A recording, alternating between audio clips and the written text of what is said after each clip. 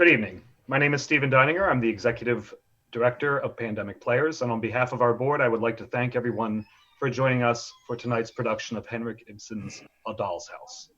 For those of you who are joining us for the first time, our entire operation to include tonight's performance is conducted from completely quarantined conditions. All of our rehearsals and the work done behind the scenes to present tonight's play have been conducted with no face-to-face interactions. It should be noted that all of our productions are plays that are in the public domain or that we have obtained the rights to perform. We believe that as a theater community that we have a responsibility to respect the rights of the authors. If you would like to volunteer to help us, please request to join the Facebook Pandemic Players community. We solicit auditions and request volunteer help in that forum. While the general public are invited to attend our virtual performances completely free of charge, donations are accepted to aid theaters in the greater Baltimore area that have suffered economic impact from the situation.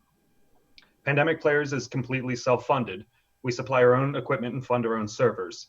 Instead, we ask that our audience, if they are able to at this time, to donate to a local theater that needs help to still be there when normalcy returns to the world.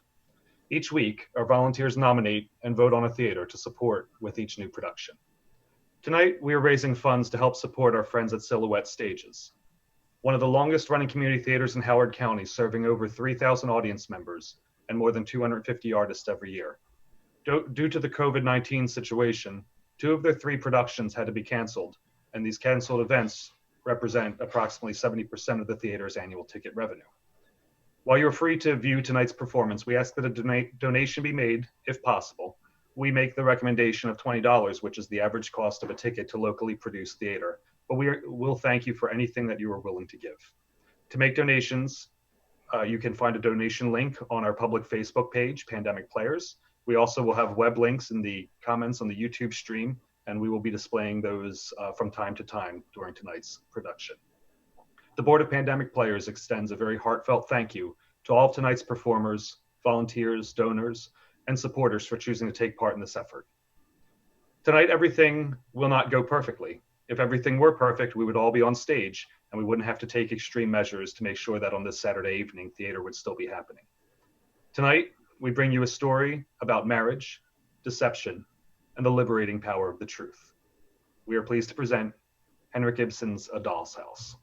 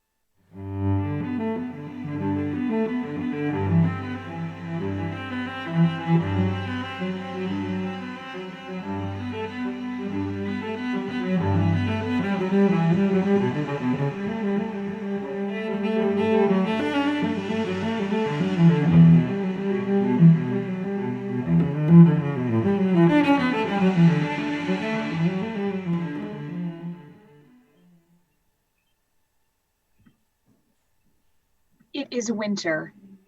A bell rings in the hall. Shortly afterwards, the door is heard to open. Enter Nora, humming a tune and in high spirits. She is in outdoor dress and carries a number of parcels. These she lays on the table to the right. She leaves the outer door open after her and calls to the maid. Hide the tray carefully, Helen. Be sure the children do not see it until this evening when it is dressed. She takes a packet of macaroons from her pocket and eats 1 or 2, then goes cautiously to her husband's door and listens. Yes, he is in. Is that my little lark twittering out there? Yes, it is. Is it my little squirrel bustling about? Yes. When did my squirrel come home? Oh, just now. Come in here, Torvald, and see what I have bought. Don't disturb me. Bought, did you say? All these things? Has my little spendthrift been wasting money again? Yes, but Torvald, this year we can really let ourselves go a little. This is the first Christmas that we not needed to economize.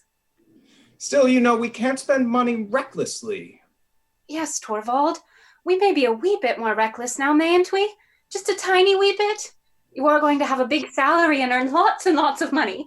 Yes, after the new year. But then it will be a whole quarter before the salary is due.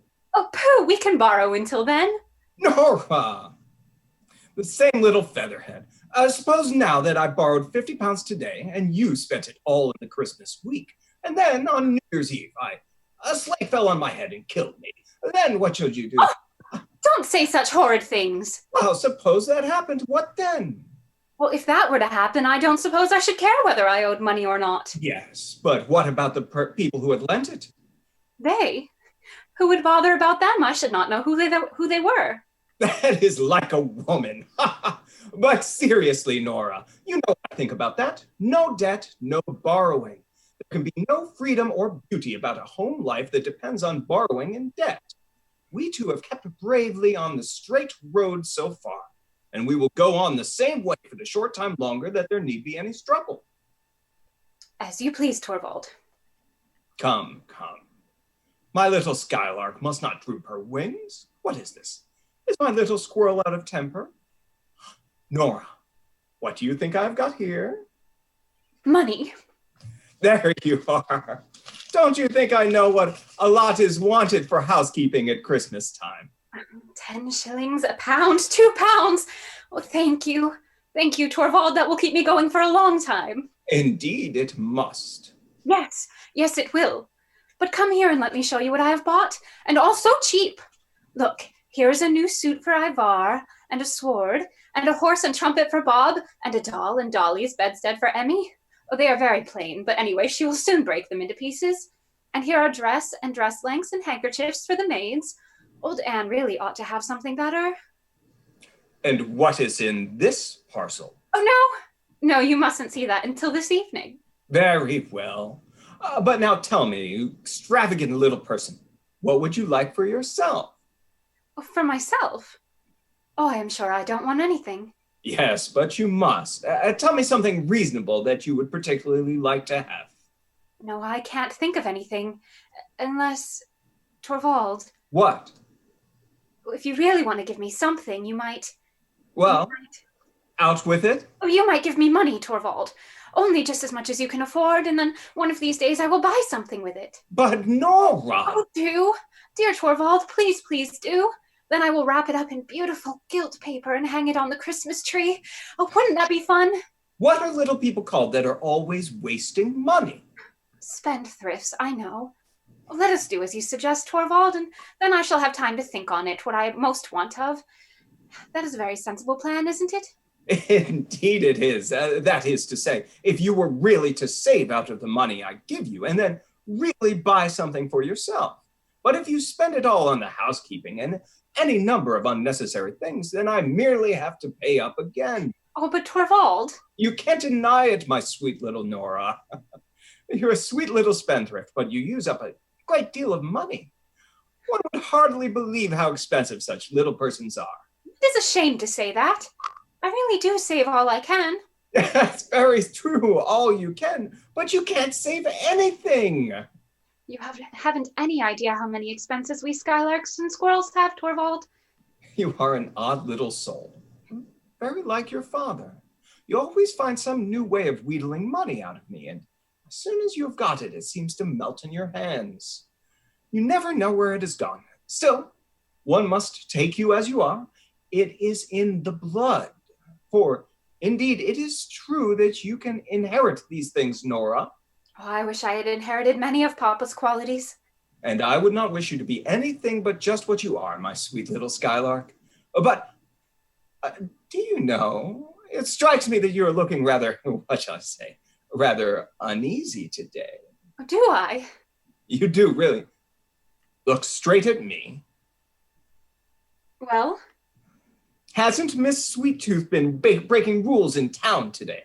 No, what makes you think that? Hasn't she paid a visit to the confectioner's? No, I assure you, Torvald. Not been nibbling sweets? No, certainly not. Not even taken a bite at a macaroon or two? No, Torvald, I assure you, really. There. I was only joking. I should not think of going against your wishes. No, I'm sure of that. Besides, you gave me your word. Keep your little Christmas secrets to yourself, my darling. They will all be revealed tonight when the Christmas tree is lit, no doubt. Oh, did you remember to invite Dr. Rank? No, but there is no need. As a matter of course, he will come to dinner with us. However, I will ask him when he comes in this morning. I have ordered some good wine. Nora, you can't think how I'm looking forward to this evening. So am I. And how the children will enjoy themselves, Torvald. It is splendid to feel one has a perfectly safe appointment and a big enough income. It's delightful to think of, isn't it? It's wonderful. Do you remember last Christmas? For a full 3 weeks beforehand, you shut yourself up every evening until long after midnight, making ornaments for the Christmas tree and all the other fine things that were to be a surprise to us. It was the dullest 3 weeks I ever spent. I didn't find it dull. But there was precious little result, Nora. Oh, you shouldn't tease me about that again. How could I help the cats going in and tearing everything to pieces? Of course you couldn't. Poor little girl. You had the best of intentions to please us all, and that's the main thing. But it is a good thing that our hard times are over. Oh, yes, it really is wonderful. This time I needn't sit here and be dull all alone, and you needn't ruin your dear eyes and pretty little hand. No, Torvald, I needn't any longer, need I? Oh, it's wonderfully lovely to hear you say so. Now I will tell you how I've been thinking we ought to arrange things, Torvald. As soon as Christmas is over... Oh, there's the bell. Oh, there's someone at the door. What a nuisance. If it is a caller, remember I'm not at home. A lady to see you, ma'am. A stranger. Well, ask her to come in. The doctor came at the same time, sir. Did he go straight into my room? Yes, sir. How do you do, Nora? How do you do? You don't recognize me, I suppose. No, I don't. Oh, yes, to be sure, I seem to. Oh, yes! Christine, is that really you? Yes, it is I. Well, to think of my not recognizing you. And yet, how could I? Well, how you have quite altered, Christine. Yes, I have indeed. In 9, 10 long years. Oh, is it so long since we met? Well, I suppose it is. The last 8 years have been a happy time for me, I can tell you. And so now you have come into town and have taken this long journey in winter. Well, that was plucky of you. I arrived by steamer this morning. To have some fun at Christmas time, of course. How delightful. Oh, we shall have such fun together. Oh, but take off your things. You're not cold, I hope. Well, now we will sit down by the stove and be cozy. Oh, no, take this armchair. I will sit in the rocking chair. Now you look like your old self again. It was only that first moment. You are a little paler, Christine, and perhaps a little thinner. And much, much older, Nora. Or perhaps a little older. Very, very little. Certainly not much. What a thoughtless creature I am, chattering away like this. My poor dear Christine, do forgive me. What do you mean, Nora? Oh, poor Christine. You are a widow. Yes, it is 3 years ago now. Yes, I knew. I saw it in the papers. I assure you, Christine, I meant ever so often to write you at the time, but I always put it off and something always prevented me. I quite understand, dear. It was very bad of me, Christine. Oh, poor thing, how you must have suffered. And he left you nothing. No. And no children. No. Nothing at all, then. Not even any sorrow or grief to live upon. But, Christine, how is that even possible? It sometimes happens, Nora. So you are quite alone. How dreadfully sad that must be. I have 3 lovely children. You can't see them just now, for they are out with their nurse, but... Oh, now you must tell me all about it. No. I want to hear about you. Oh, no. You must begin. I mustn't be selfish today. Today I must only think of your affairs. But there is one thing I must tell you. Do you know we have just had a good piece of good luck? No. What is it? Just fancy.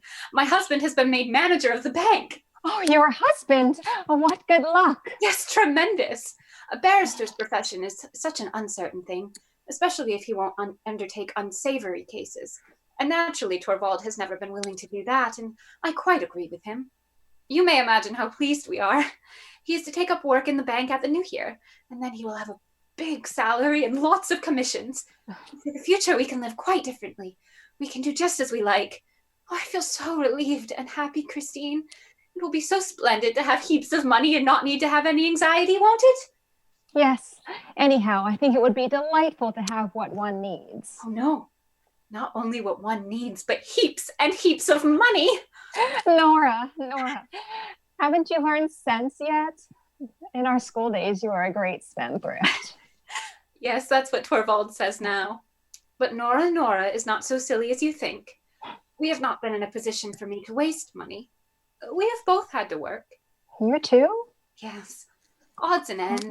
Needlework, crochet work, embroidery, that kind of thing. And other things as well. You know, Torvald left his office when we were married. There was no prospect of promotion there, and he had to try and earn more money than before. But during that first year, he had overworked himself dreadfully. You see, he had to make money every way he could, and he worked early and late, but he couldn't stand it and fell dreadfully ill, and the doctor said it was necessary for him to go south. Oh, you spent a whole year in Italy, didn't you? Yes. It was no easy matter to get away, I can tell you. It was just after Ivar was born, but naturally we had to go. It was a wonderfully beautiful journey, and it saved Torvald's life. But it cost a tremendous lot of money, Christine. So I should think. It cost about £250. Oh. That's a lot, isn't it? Oh, yes, and in emergencies like that, it is lucky to have the money. Oh, I ought to tell you we had it from Papa. Oh, I see. It was just about that time he died, wasn't it? Yes. And just think of it. I couldn't go and nurse him. I was expecting little Ivar's birth every day, and I had my poor sick Torvald to look after. My dear, kind father. I never saw him again, Christine. That was the saddest time I've known since our marriage. I know you were fond of him. And then you went off to Italy? Yes. You see, we had money then, and the doctors insisted on our going, so we started a month later. And your husband came back quite well? Oh, as sound as a bell. But the doctor? What doctor? I thought your maid said the gentleman who arrived here just as I did was a doctor. Yes, that was Dr. Rank, but he doesn't come here professionally. He's our greatest friend and comes in at least once every day. No, Torvald has not had an hour's illness since then, and our children are strong and healthy, and so am I. Christine, it's good to be alive and happy. Oh, but how horrid of me. I'm talking of nothing but my own affairs. Well, you mustn't be angry with me. Tell me, is it really true you did not love your husband? Why did you marry him? My mother was alive then and was bedridden and helpless, and I had to provide for my two younger brothers, so I did not think I was justified in refusing his offer. No, perhaps you were quite right. He was rich at that time, no? I believe he was quite well off, but his business was a precarious one, and when he died, it all went to pieces and there was nothing left. And then? Well, I had to turn my hand to anything I could find. First a small shop and then a small school and so on. The last 3 years, it seemed like one long working day with no rest. Now it's at an end, Nora. My poor mother needs me no more, for she is gone. And the boys don't need me anymore either. They have got situations and can shift for themselves. What a relief you must feel if... No, indeed. I only feel my life unspeakably empty. No one to live for anymore. That was why I could not stand the life in my little backwater any longer. I hope it may be easier here to find something which will busy me and occupy my thoughts. If only I could have the good luck to get some regular work, some office work of some kind. Well, Christine, that is so frightfully tiring. Do you look tired out now? You would far better go away to some watering place. I have no father to give me money for a journey, Nora. Oh, don't be angry with me. It is you that must not be angry with me, dear. The worst of a position like mine is that it makes one so bitter.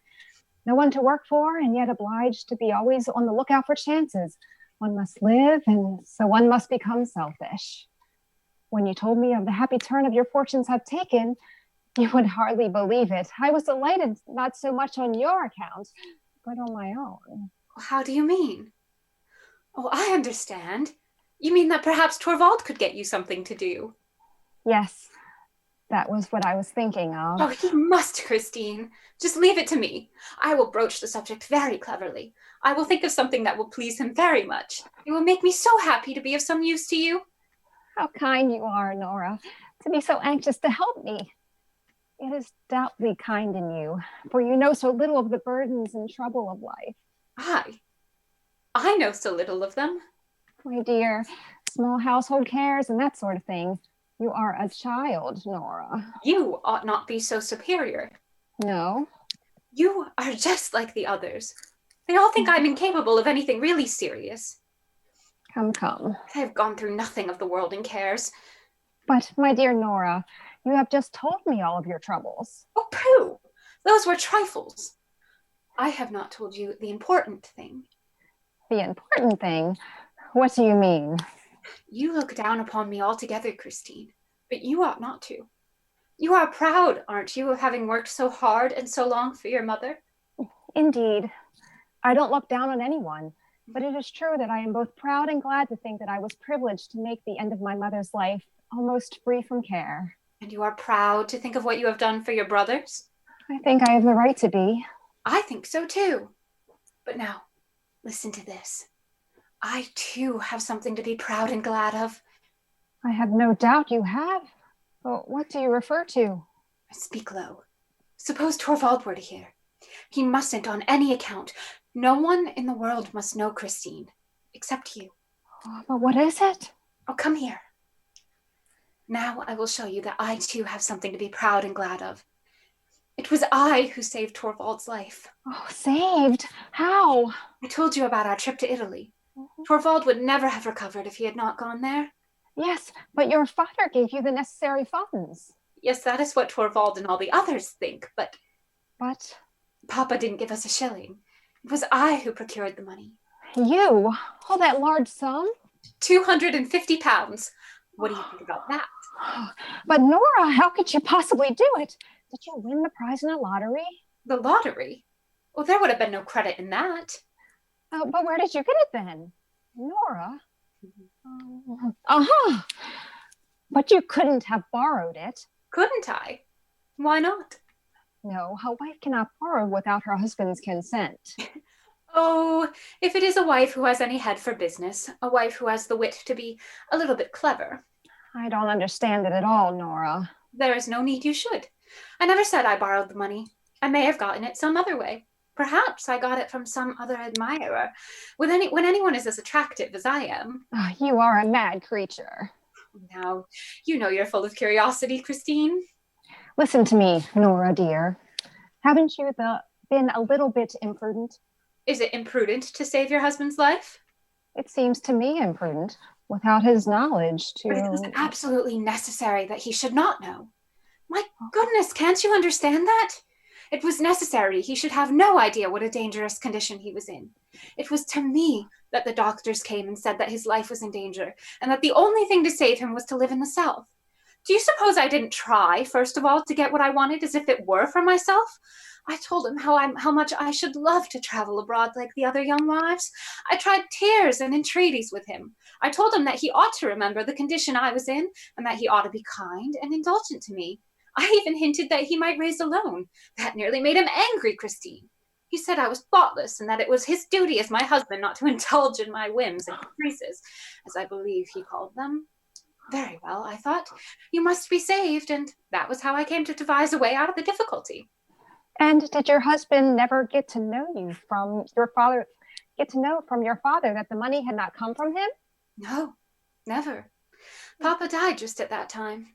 I had meant to let him into the secret and beg him never to reveal it, but he was so ill then. Alas, there was never any need to tell him.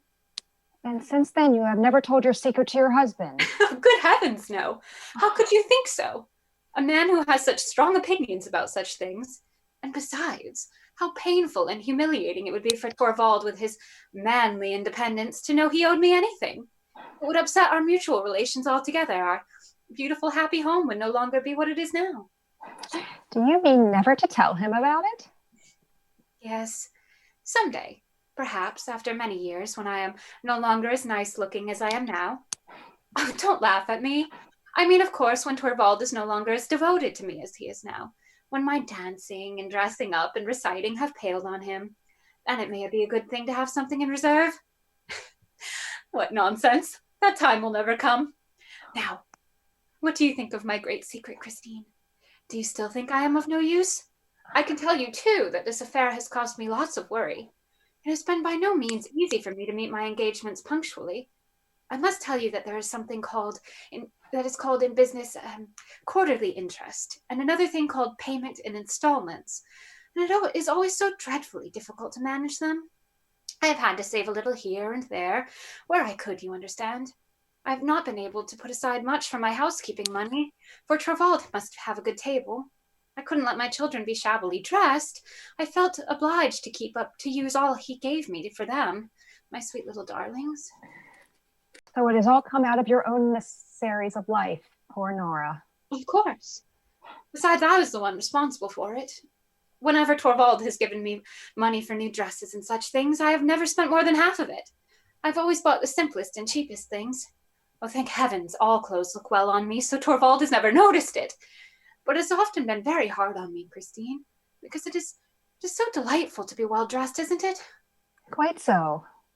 Well, then I have found other ways of earning money.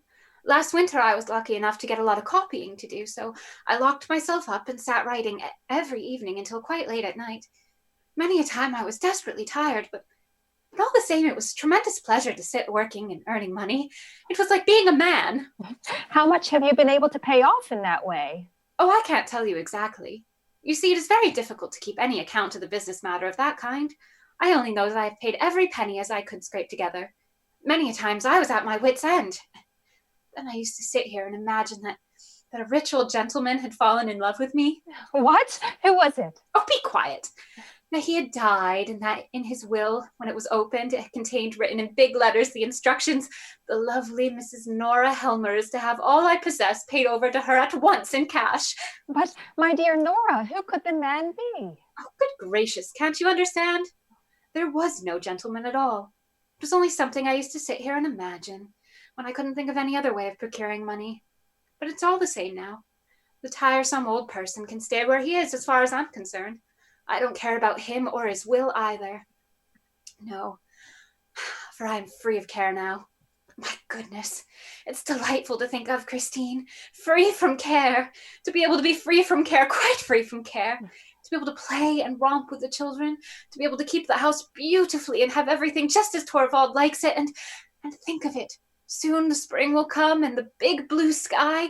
Perhaps we shall be able to take a little trip. Perhaps I shall see the sky again. Oh, it's a wonderful thing to be alive and happy. There's the bell.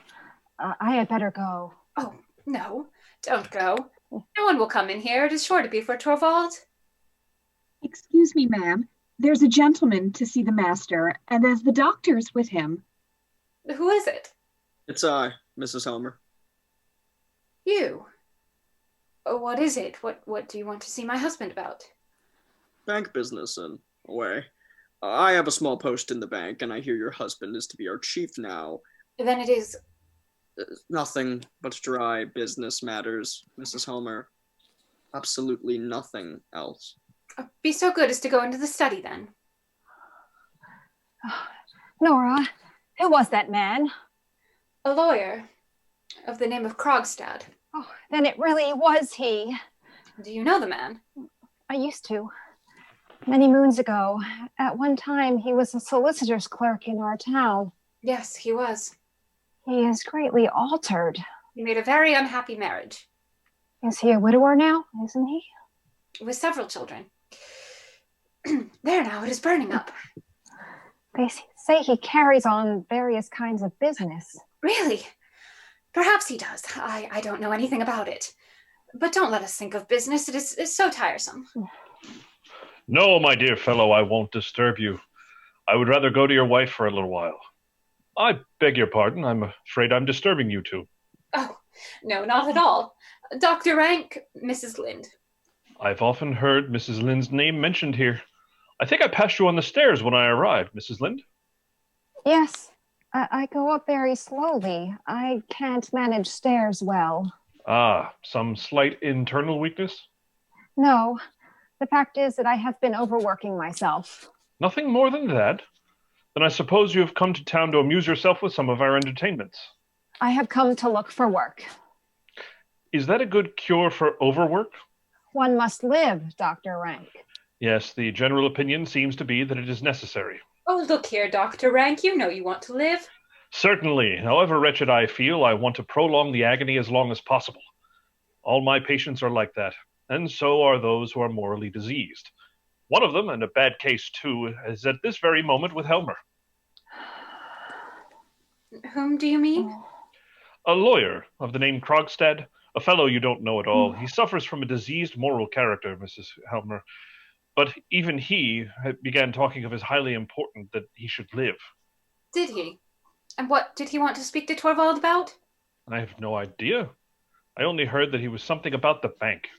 I didn't know this, what's his name? Krogstad had anything to do with the bank. Yes, he has some sort of appointment there. I don't know whether you find also in your part of the world that there are certain people who go zealously snuffing out to smell out moral corruption.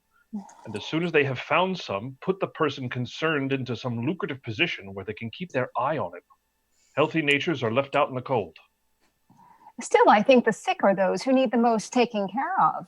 Yes, there you are. That is the sentiment that is turning society into a sick house. Why do you laugh at that?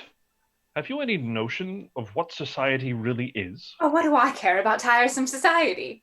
No, I'm laughing at something quite different, something extremely amusing. Tell me, Dr. Rank, are all the people who are employed at the bank dependent on Torvald now? Is that what you find so extremely amusing? That's my affair. Oh, it's perfectly glorious to think that we have, that Torvald has so much power over so many people. Dr. Rank, what do you say to a macaroon? What macaroons? I thought they were forbidden here. Oh, yes, but these are some Christine gave me. What? Oh, well, don't be alarmed. You couldn't know that Torvald had forbidden them. I must tell you that he's afraid they will spoil my teeth, but once in a way. That's so, isn't it, Dr. Rank? By your leave. Oh, you must have one too, Christine. And I shall have one. Just a little one. Or at most two. Oh, I'm tremendously happy. There's just one thing in the world that I should so dearly love to do. Well, what is that? Oh, it is something I should dearly love to say if Torvald could hear me. Well, why can't you say it? Oh, no, I daren't. It's so shocking. Shocking? Well, I should advise you to say it. Still, with us you might. What it is you would so much like to say that Torvald could hear you. Oh, I should just love to say, oh, well, I'll be damned. Oh. Are you mad? Nora, dear. Say it. Here he is. Oh, hush, hush, hush. Well, Torvald, have you gotten rid of him? Yes, he is just gone. Oh, let me introduce you. This is Christine, who has come to town. Christine, excuse me, I don't know your... Mrs. Lind, dear. Christine Lind? Of course. A school friend of my wife's, I presume? Yes, we have known each other since then.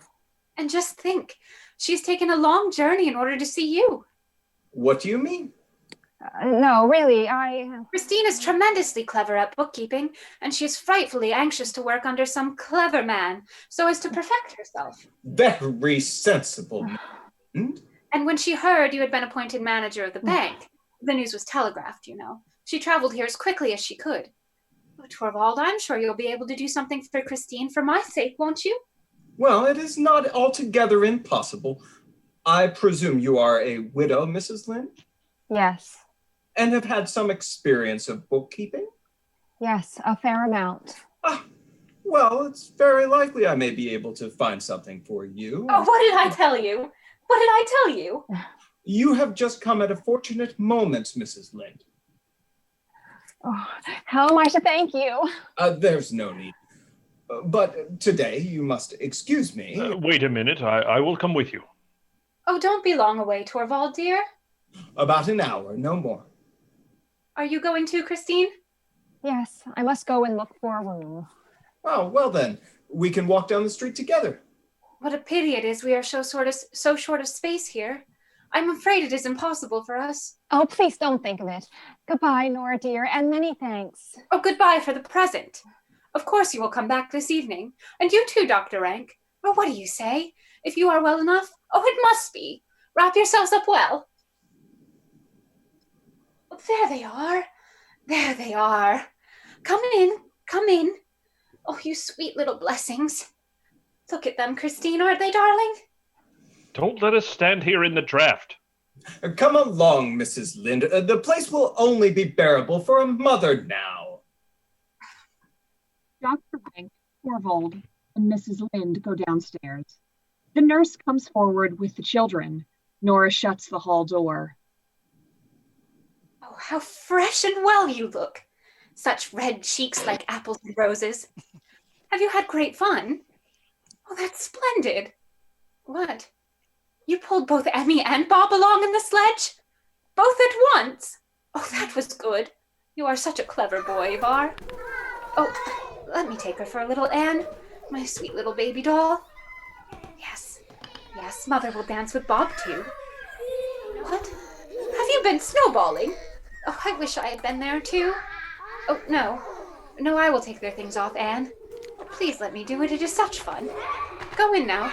You look half frozen. There's some hot coffee for you on the stove. Really? Did a big dog run after you? Oh, but it didn't bite you. No. Dogs don't bite, nice dolly children. You mustn't look at the parcels, Ivar. Oh, what are they? Oh, I dare say you would like to know. No, no. It's something nasty. Come. Let's have a game. What shall we play at? Hide and seek. Yes, we'll play hide and seek. Bob shall hide first. Oh, must I hide? Very well, I'll hide first. Excuse me, Mrs. Helmer. What do you want? Excuse me. The outer door was ajar. I suppose someone forgot to shut it. My husband is out, Mr. Krogstad. I know that. What do you want here, then? A word with you. With me? Go in with nurse. What? Oh no, the strange man won't do Mother any harm. When he is gone, we will have another game. You want to speak with me? Yes, I do. Today? It's not yet the first of the month. No, it's Christmas Eve, and it will depend on yourself what sort of Christmas you spend. What do you mean? Today it is absolutely impossible for me. We won't talk about that until later on. This is something different. I presume you could give me a moment. Yes? Yes, I can, although... Good. I was in Olson's restaurant and saw your husband going down the street. Yes? With a lady. What then? May I be so bold as to ask if it was Mrs. Lind? It was. Just arrived in town? Yes, today. She's a great friend of yours, isn't she? She is, but I don't see... I knew her too. Once upon a time. I am aware of that. Are you? So you know all about it. I thought as much. Then I can ask you without beating about the bush. Is Mrs. Lind to have an appointment in the bank? What right have you to question me, Mr. Krogstad? You are one of my husband's subordinates. But since you ask, you shall know. Yes, Mrs. Lind is to have an appointment, and it is I who pleaded her case, Mr. Krogstad. Let me tell you that. I was right in what I thought then. Sometimes one has a tiny little bit of influence, I should hope. Because one is a woman, it does not necessarily follow that. When anyone is in a subordinate position, Mr. Krogstad, they should really be careful to avoid offending anyone who has influence. Exactly. Mrs. Helmer, you will be so good as to use your influence on my behalf. What? What do you mean? You will be so kind to see that I am allowed to keep my subordinate position in the bank. What do you mean by that? Who proposes to take your post away from you? Oh, there is no necessity to keep up the pretense of ignorance. I can quite understand that your friend is not very anxious to expose herself to the chance of rubbing shoulders with me, and I quite understand, too, whom I have to thank for being turned off. But I assure you... Very likely. But to come to the point, the time has come when I should advise you to use your influence to prevent that. But Mr. Krogstad, I have no influence. Haven't you? I thought you just said yourself now. Naturally, I did not mean to put you to that construction on it. What should make you think I have any influence of that kind with my husband? Oh, I have known your husband from our student days. I don't suppose he is any more assailable than other husbands. If you speak slightly of my husband, I shall turn you out of the house. You are bold, Mrs. Helmer. I am not afraid of you any longer. As soon as the new year comes, I shall in a very short time be free of this whole thing. Listen to me, Mrs. Helmer. If necessary, I am prepared to fight for my small post in the bank as if I was fighting for my life. So it seems. Not only for the sake of money. Indeed, that weighs least with me in the matter. There is another reason. Well, I may as well tell you. My position is this. I dare say you know, like everyone else, that once, many years ago, I was guilty of an indiscretion. I think I heard something of the kind. The matter never came to court, but in every way seemed to be closed to me after that. So I took to the business that you know of. I had to do something, and honestly, I don't think I've been one of the worst. But now I must cut myself free from all of that. My sons are growing up, and for their sake, I must try to win back as much respect as I can in this town. This post in the bank was like the first step up for me, and now your husband is going to kick me downstairs again into the mud. But you must believe me, Mr. Krogstad. It is not in my power to help you at all.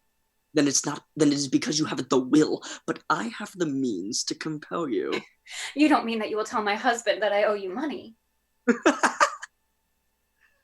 Suppose I were to tell him. It would be perfectly infamous of you. To think of his learning my secret, which has been my joy and pride, in such an ugly, clumsy way, that he should learn it from you. And it would put me in a horribly disagreeable position. Only disagreeable? Well, then do it! And it will be the worse for you. My husband will see for himself what a blackguard you are, and you certainly won't keep your post then. I asked you if it was only a disagreeable scene at home you were afraid of. If my husband does get to know of it, of course he will at once pay you what's still owing, and we shall have nothing more to do with you.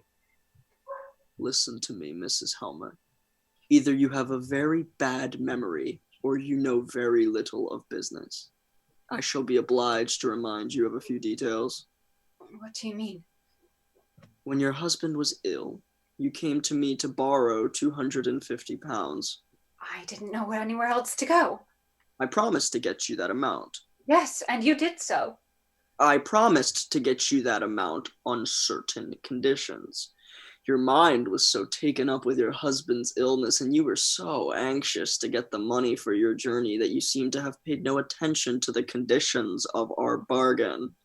Therefore, it will not be amiss if I remind you of them. Now, I promised to get the money on the security of a bond which I drew up. Yes, and which I signed. Good.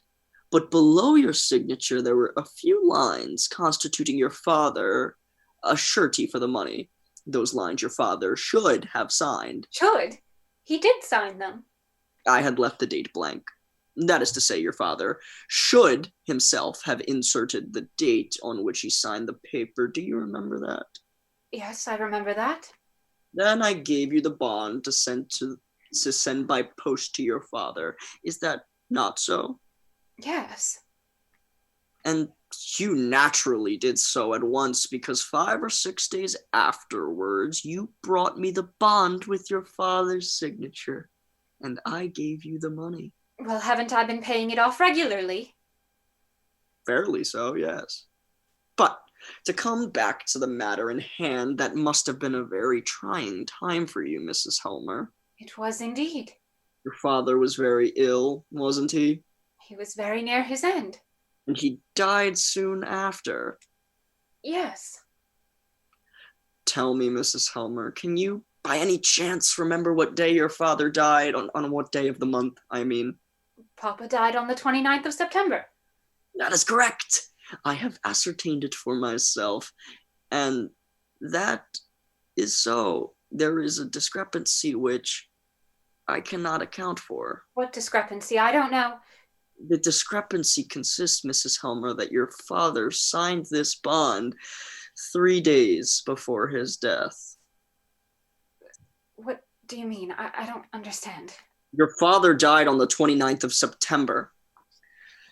But look here. Your father dated his signature the 2nd of October.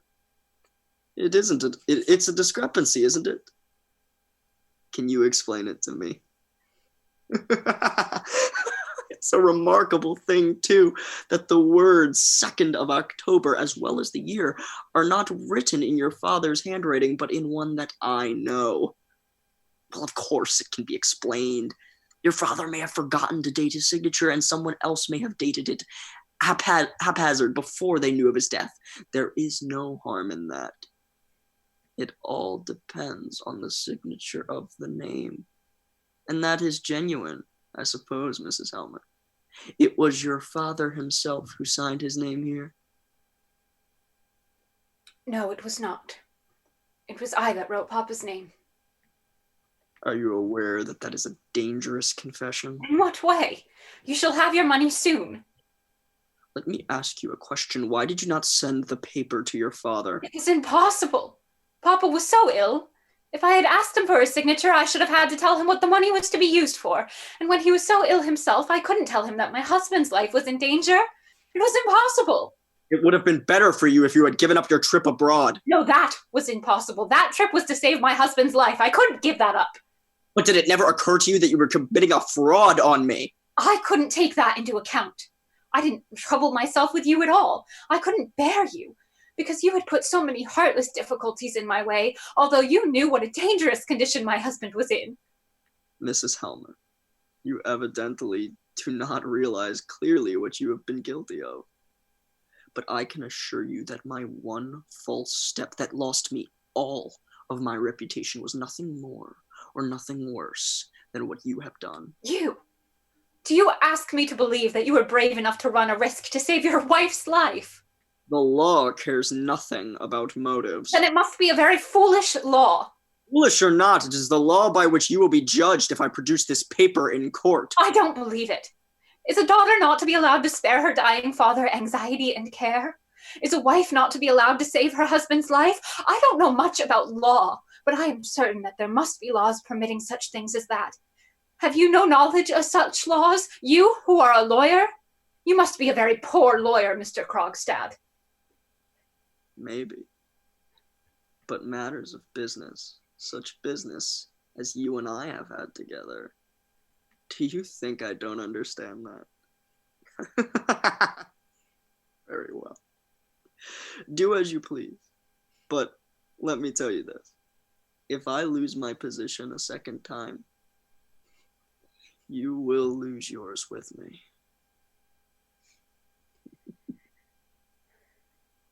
Nonsense. Trying to frighten me like that. I am not so silly as he thinks. And yet... No, it's impossible. I did it for love's sake. Helen, bring the tree in. No. Where shall I No, put it's it? quite impossible. Here, in the middle of the floor.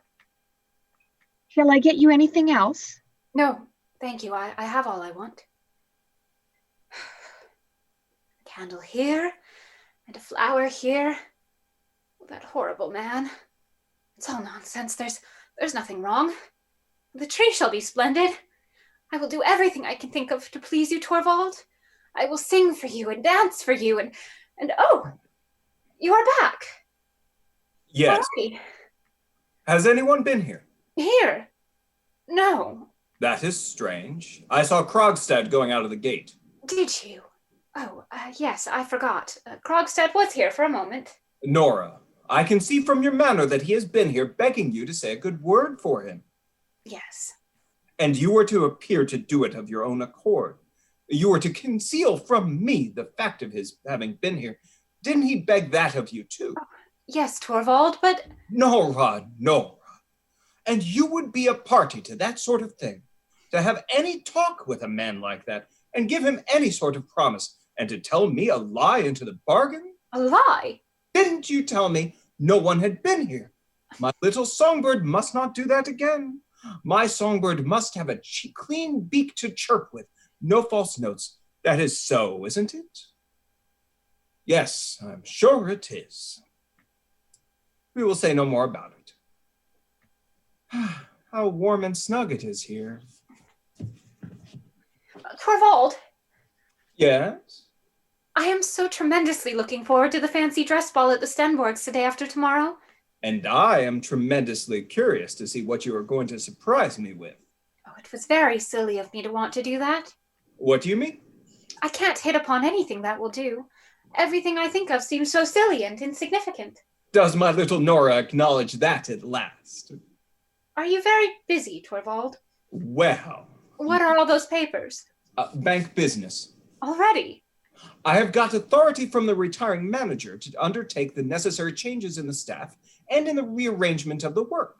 And I must make use of the Christmas week for that, so as to have everything in order for the new year. Then that was why this poor Krogstad. Hmm. If you hadn't been so busy, I should have asked you for a tremendously big favor, Torvald. Well, what is that? Tell me. Well, there is no one that has such good taste as you, and I do so want to look nice for the fancy dress ball. Torvald, couldn't you take me in hand to decide what I shall go as and what sort of dress I shall wear? Aha! So my obstinate little woman is obliged to get someone to come to a rescue? Yes, Torvald. I can't get along a bit without your help. Very well. I will think it over. We shall manage to hit upon something. That is nice of you. Oh, how pretty the red flowers look. But tell me, was it really something very bad that this Krogstad was guilty of? He forged someone's name. Have you any idea what that means? Isn't it possible that he was driven to do it by necessity? Yes. Or, as in so many cases, by imprudence. I am not so heartless as to condemn a man altogether because of a single false step of that kind. No, you wouldn't, would you, Torvald? Many a man has been able to retrieve his character if he has openly confessed his fault and taken his punishment. Punishment? But Krogstad did nothing of that sort. He got himself out of it by a cunning trick. And that is why he has gone under altogether. But do you think it would... Just to think how a guilty man like that has to lie and play the hypocrite with everyone. How he has to wear a mask in the presence of those near and dear to him, even before his own wife and children. And about the children, that is the most terrible part of all, Nora. How? Because such an atmosphere of lies infects and poisons the whole life of the home. Every breath the children take in such a house is full of the germs of evil. Are you sure of that? My dear, I have often seen it in the course of my life as a lawyer. Almost everyone who has gone to the bad early in life has had a deceitful mother. Why do you only say mother? It seems most commonly to be the mother's influence, although naturally a bad father's would have the same result. Every lawyer is familiar with the fact. This Krogstad now has been persistently poisoning his own children with lies and dissimulation. That is why I say he has lost all moral character. That is why my sweet little Nora must promise me not to plead his cause. Give me your hand on it. Come, what is this? Give me your hand. There now, it is settled. I assure you it would be quite impossible for me to work with him. I literally feel physically ill when I am in the company of such people. How hot it is in here. And I have such a lot to do. Yes, and I must try to read through some of these before dinner. And I must think about your costume too. And it is just possible I shall have something gritty in gold paper to hang up on the tree. My precious little singing bird. No, it isn't true. It's impossible. It must be impossible.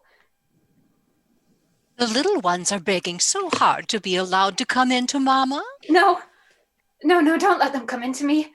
You stay with them, Anne. Very well, ma'am. Deprave my little children. Poison my home. No, it isn't true. It can't possibly be true.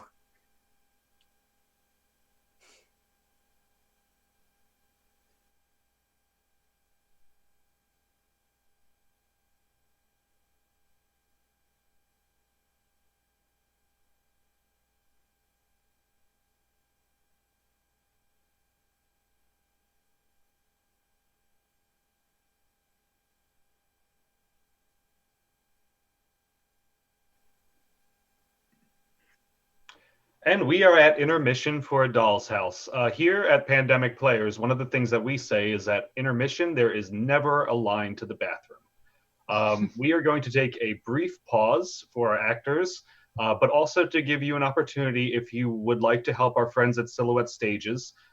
We've made it easy to do so. You can go to the Pandemic Players Facebook group, and we do have a donation link that is there. I believe that we are actually very close to the goal that we set for this week.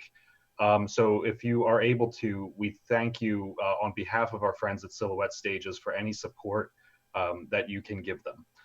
At this point, we're just going to pause to give everyone a chance to kind of reset themselves before we move into Act 2 for A Doll's House. This will be the only intermission this evening's program. From this point forward, we're going to go through straight to the end of the play. So that being said, I will pause for about a minute, and then we will be moving on to Act 2.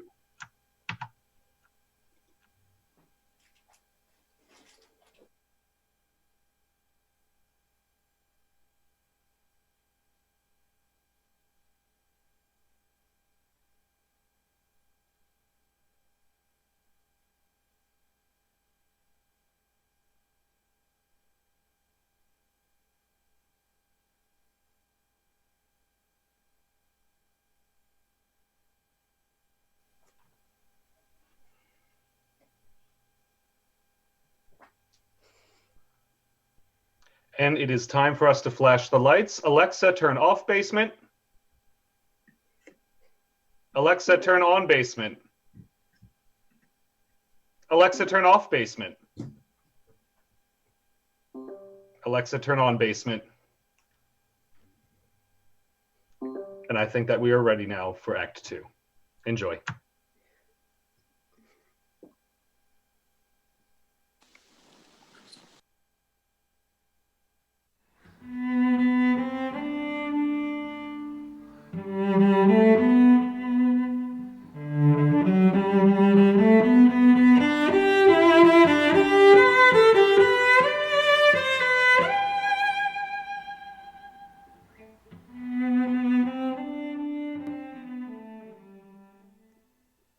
Christmas Day. Nora is alone in the room, walking about uneasily.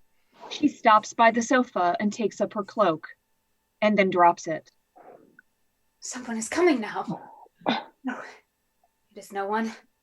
Of course, no one will come today, Christmas Day, nor tomorrow either. But perhaps... Nora opens the door and looks out. No, nothing in the letterbox. It's quite empty. What rubbish. Of course he can't be in earnest about it.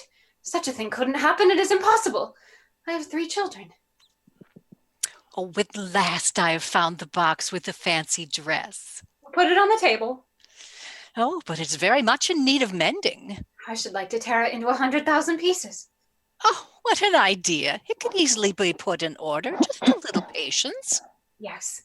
I will go and get Mrs. Lynde to come and help me with it.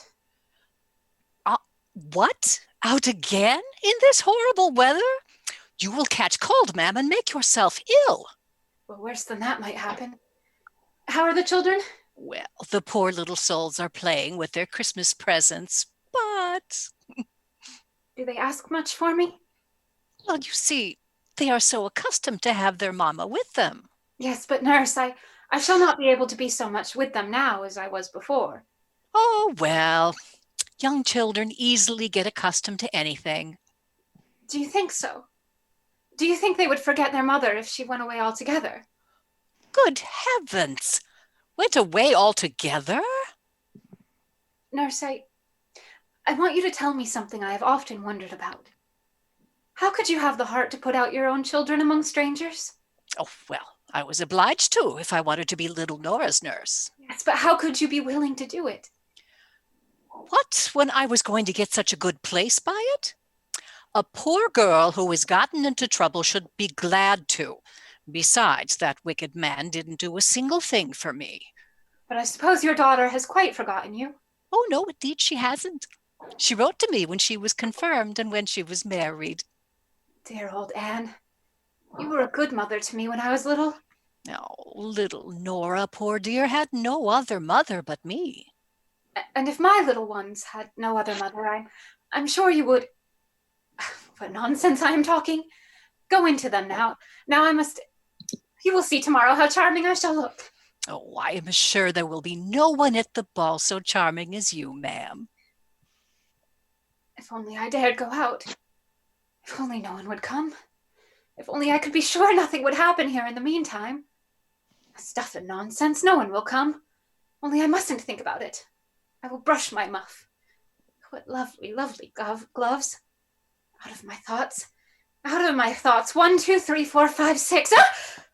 Oh, there is someone coming. It's you, Christine. There is no one else out there, is there? Oh, how good of you to come. I heard you were up asking for me. Oh, yes, I was passing by. As a matter of fact, it is something you could help me with. Let us sit here by the sofa. Look here. Tomorrow evening there's a fancy dress ball at the Stenborgs who live above us, and Torvald wants me to go as a Neapolitan fisher girl and dance the tarantella that I learned in Capri. I see. You're going to keep up the character. Yes, Torvald wants me to. Look, here is the dress. Torvald had it made for me there, but now it is all so torn, and I haven't any idea. We will easily put that right. It is only some of the trimming and some unsewn here and there. Needle and thread? Oh, now then, that's all we want. It is nice of you. So you're going to be dressed up tomorrow, Nora. I will tell you what. I shall come in for a moment and see you in your fine feathers, but I have completely forgotten to thank you for a delightful evening yesterday. Oh, well, I didn't think yesterday was as pleasant as usual. You ought to have come to town a little earlier, Christine. Certainly Torvald does understand how to make a house dainty and attractive. Oh, and so do you, it seems to me. You are not your father's daughter for nothing. But tell me, is Dr. Rank always as depressed as he was yesterday? No, yesterday it was very noticeable. I can tell you he suffers from a very dangerous disease. He has consumption of the spine, poor creature.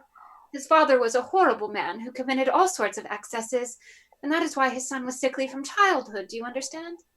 But my dearest Nora, how do you know anything about such things? Pooh!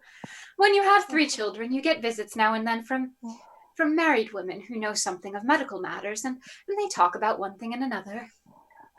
Does Dr. Rank come here every day? Every day regularly. He is Torvald's most intimate friend, and a great friend of mine, too. He is just like one of the family. But tell me this, is he perfectly sincere? I mean, isn't he the kind of man that is very anxious to make himself agreeable? Oh, no, not in the least. What makes you think that? When you introduced him to me yesterday, he declared he had often heard my name mentioned in this house. But afterwards, I noticed that your husband hadn't the slightest idea who I was. So how could Dr. Rank? That is quite right, Christine. Torvald is so absolutely fond of me that he wants me just to himself, as he says. At first, he used to seem almost jealous if I mentioned any other dear folks at home, so naturally I gave up doing so. But I often talk about such things with Dr. Rank because he likes hearing about them. Listen to me, Nora. You are still very like a child in many things, and I am older than you in many ways and have a little more experience. Let me tell you this. You ought to make an end of it with Dr. Rank. What ought I make an end of? Of 2 things, I think. Yesterday, you talked some nonsense about a rich admirer who was to leave you money. An admirer who doesn't exist, unfortunately. But what then? Is Dr. Rank a man of means? Yes, he is. And has no one to provide for? No, no one, but... And comes here every day? Yes, I told you so. Well, how can this well-bred man be so tactless? I don't understand you at all. Don't prevaricate, Nora. Do you suppose I don't guess who lent you the 250 pounds? Are you out of your senses? How could you think such a thing? A friend of ours who comes here every day. Do you realize what a horribly painful position that would be? Then it really isn't he? No, certainly not. It would never have entered into my head for a moment. Besides, he had no money to lend then. He came into his money afterwards. Well, I think that was lucky for you, my dear Nora. No, it would have never come into my head to ask Dr. Rank, although I am quite sure that if I had asked him... But of course you won't. Of course not. I have no reason to think it could possibly be necessary. But I am quite sure that if I told Dr. Rank... Behind your husband's back? I must make an end of it with the other one. And that will be behind his back, too. I must make an end of him. Yes, that is what I told you yesterday, but... A man can put a thing like that straight much easier than a woman. One's husband, yes. Nonsense. When you pay off a debt, you get your bond back, don't you? Yes, as a matter of course. And you can tear it up into 100,000 pieces and burn it up, the nasty, dirty paper. Nora, you are concealing something from me. But do I look as if I were? Something has happened to you since yesterday morning. Nora, what is it? Christine, hush. There's Torvald come home. Do you mind going into the children for the present? Torvald can't bear to see dressmaking going on. Let Anne help you. Certainly, but I'm not going away from here until we have had it out with one another. Well, I've wanted you so much, Torvald, dear. Was that the dressmaker? No, it was Christine. She is helping me to put my dress in order. You shall see I will look quite smart. Wasn't that a happy thought of mine now? Splendid. But don't you think it is nice of me, too, to do exactly as you wish? Nice, because you do as your husband wishes. Well, well, you little rogue. I am sure you did not mean it in that way. But I'm not going to disturb you. You will want to be trying on your dress, I expect. I suppose you are going to work? Yes, look at that. I've just been into the bank. Torvald. Yes?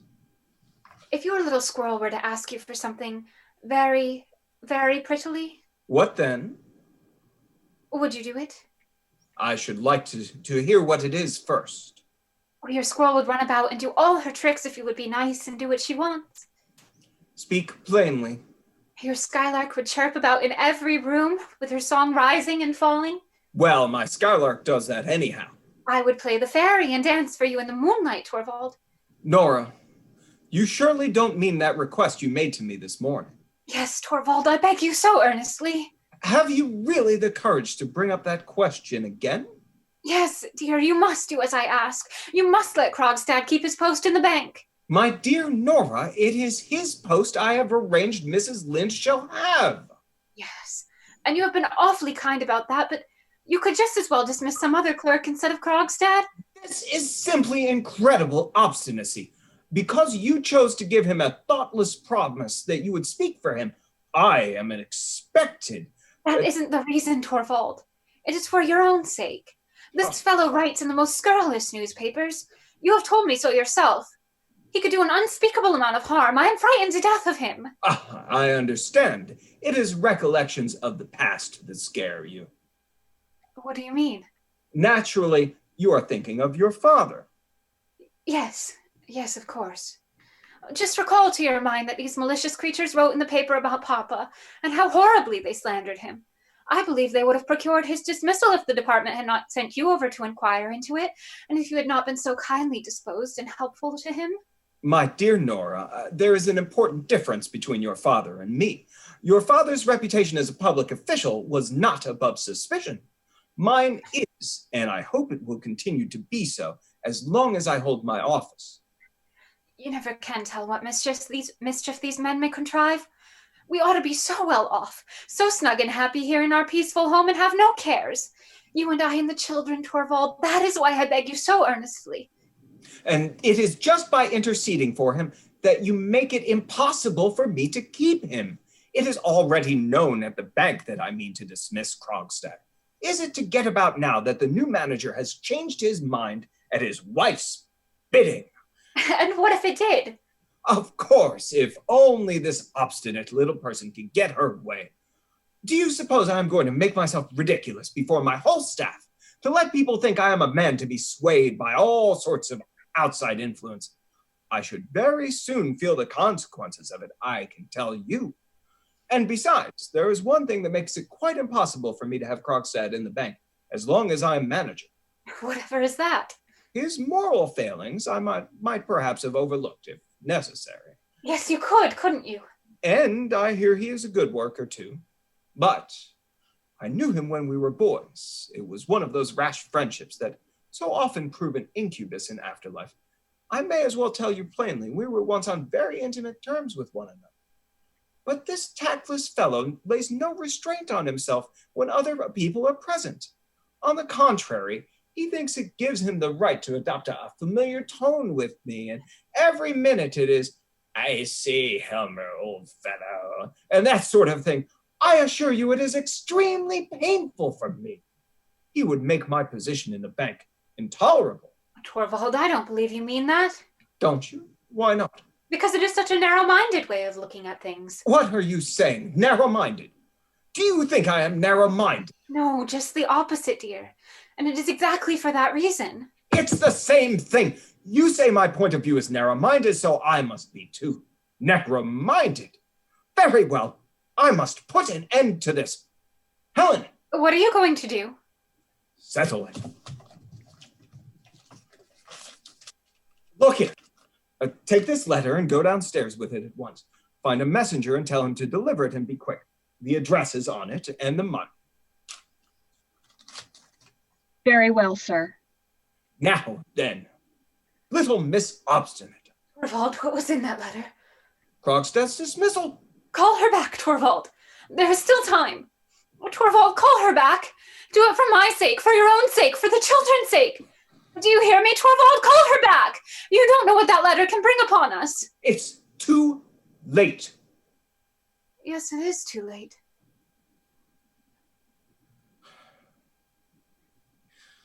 My dear Nora, I can forgive the anxiety you're in, although really it is an insult to me. It is indeed. Isn't it an insult to think that I should be afraid of a starving quill driver's vengeance? But I forgive you, nevertheless, because it is such eloquent witness to your great love for me. And that is as it should be, my darling Nora. Come what will, you may be sure I shall have both courage and strength if they be needed. You will see I am man enough to take everything upon myself. What do you mean by that? Everything, I say. And, you will never have to do that. That's right. Well, we will share it, Nora, as man and wife should. That is how it shall be. Are you content now? There. Not those frightened dove's eyes. The whole thing is just the wildest fancy. Now, you must go and play through the tarantella and practice with your tambourine. I shall go into the inner office and shut the door, and I shall hear nothing. You can make as much noise as you please. And when Rank comes, tell him where he will find me. He was capable of doing it. He will do it. He will do it in spite of everything. No, not that. Never anything but that. For some help. Some way out of it. Dr. Rank. Anything other than that. Anything, whatever it is. Good day, Dr. Rank. I knew it was your ring. But you mustn't go into Torvald now. I think he is busy with something. And you? Oh, you know very well I always have time for you. Thank you. I shall make as much use of it as I can. But what do you mean by that, as much of it as you can? Well, does that alarm you? What is such a strange way of putting it? Is anything likely to happen? Nothing but what I have long been prepared for. But I certainly didn't expect it to happen so soon. What have you found out, Doctor? You must tell me. It's all up with me, and it can't be helped. Oh, it is about yourself. Who else? It's no use lying to oneself. I'm the most wretched of all my patients, Mrs. Helmer. Lately, I have been taking stock of my internal economy. Bankrupt. Probably within a month, I shall be rotting in a churchyard. What an ugly thing to say. The thing itself is cursedly ugly, and the worst of it that I shall have to face so much more is that ugly before that. I shall only make one more examination of myself. When I have done that, I shall know pretty certainly when it is that the horrors of this dissolution will begin. There is something I want to tell you. Helmer's refined nature gives him an unconquerable disgust at everything that is ugly. I won't have him in my sick room. But Dr. Rank. I won't have him there, not on any account. I bar my door to him. As soon as I am quite certain that the worst has come, I shall send you my card with a black cross on it. And then you will know that the loathsome has begun. You are quite absurd today. And I wanted you so much to be in really good humor. With death stalking beside me? To have to pay this penalty for another man's sin. Is there any justice in that? And in every single family, in one way or another, some such inexorable retribution is being exacted. Oh, rubbish. Do talk of something cheerful. Oh, it's a mere laughing matter. The whole thing. My poor innocent spine has to suffer from my father's youthful amusements. I suppose you mean he was too partial to asparagus and pâté de foie gras, don't you? Yes, and to truffles. Truffles, yes. And oysters too, I suppose? Oysters, of course, that goes without saying. And heaps of port and champagne. It is sad that all these nice things should take revenge on our bones. Especially that they should revenge themselves on unlucky bones of those who have not had the satisfaction of enjoying them. Yes, that is the saddest part of it all. Why do you smile? Oh no, it was you that laughed. Oh, no, it was you that smiled, Dr. Rank. You are a greater rascal than I thought. I'm in a silly mood today. So it seems. Dear, dear Dr. Rank. Death mustn't take you away from Torvald and me. It is a loss you would easily recover from. Those who are gone are soon forgotten. Do you believe that? People form new ties, and then... Who will form new ties? Both you and Helmer. When I am gone... You yourself are already on the high road to it, I think. With that, Mrs. Lind, wasn't she here last night? Oh, you don't mean to say you are jealous of poor Christine? Yes, I am. She will be my successor in this house. When I am done for, this woman will... Hush! Don't speak so loud. She's in that room. Today again? There, you see? She has only come to sew my dress for me. Bless your soul, how unreasonable you are. Be nice now, Dr. Rank, and tomorrow you will see how beautifully I shall dance. And you can imagine I'm doing it all for you. And Torvald too, of course. Dr. Rank, come and sit down here and I will show you something. What is it? Just look at those. Silk stockings. Flesh-colored. Aren't they lovely? Oh, it is so dark in here now, but tomorrow... No. You must only look at the feet. Oh, well, you may have leave to look at the legs, too. Why are you looking so critical? Don't you think they'll fit me? I have no means of forming an opinion about that. Oh, for shame! Oh, that is to punish you. And what other nice things am I to be allowed to see? Oh, not a single thing more for being so naughty. When I am sitting here, talking to you as intimately as this, I cannot imagine for a moment what would have become of me had I not come into this house. I believe you do feel thoroughly at home with us. And to be obliged to leave it all. Nonsense. You are not going to leave it. And not be able to leave behind the slightest token of one's gratitude, scarcely even a fleeting regret, nothing but an empty place which the first comer can fill as well as any. And if I asked you now for a... No, for what?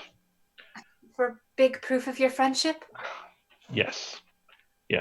I mean a tremendously big favor. Would you really make me so happy for once? But you don't know what it is yet. No, but tell me. I really can't, Dr. Rank. It is something out of all reason. It means advice and help and a favor. The bigger the thing, the better. I can't conceive what it is you mean. Do tell me, have I your confidence? More than anyone else. I know you are my truest and best friend, and so I will tell you what it is. Well, Dr. Rank, it is something you must help me to prevent. You know how devotedly, how inexpressibly deeply Torvald loves me. He would never for a moment hesitate to give his life for me. Nora, do you think he is the only one? The only one? The only one who would gladly give his life for you, your sake. Is that it? I was determined you should know it before I went away, and there will never be a better opportunity than this. Now you know it, Nora. And now you know, too, that you can trust me as you would no one else. Let me pass. Nora! Helen, bring in a lamp. Dear Dr. Rank, that was really horrid of you. To have loved you as much as anyone else does? Was that horrid? No, but to go and tell me so. There was really no need. What do you mean? Did you know... Nora, Mrs. Helmer, tell me, had you any idea of this? Oh, how do I know whether I had or whether I hadn't? I really can't tell you. To think you could be so clumsy, Dr. Rank. We were getting on so nicely. Well, at all events, You know now that you can command me body and soul, so won't you speak out? After what happened? I beg you to let me know what it is. I can't tell you anything now. Yes. Yes, you mustn't punish me in that way. Let me have permission to do it for you, whatever a man may do. You can do nothing for me now. Besides, I really don't need any help at all. You'll find the whole thing is merely fancy on my part. It really is so... Of course it is. You're a nice sort of man, Dr. Rank.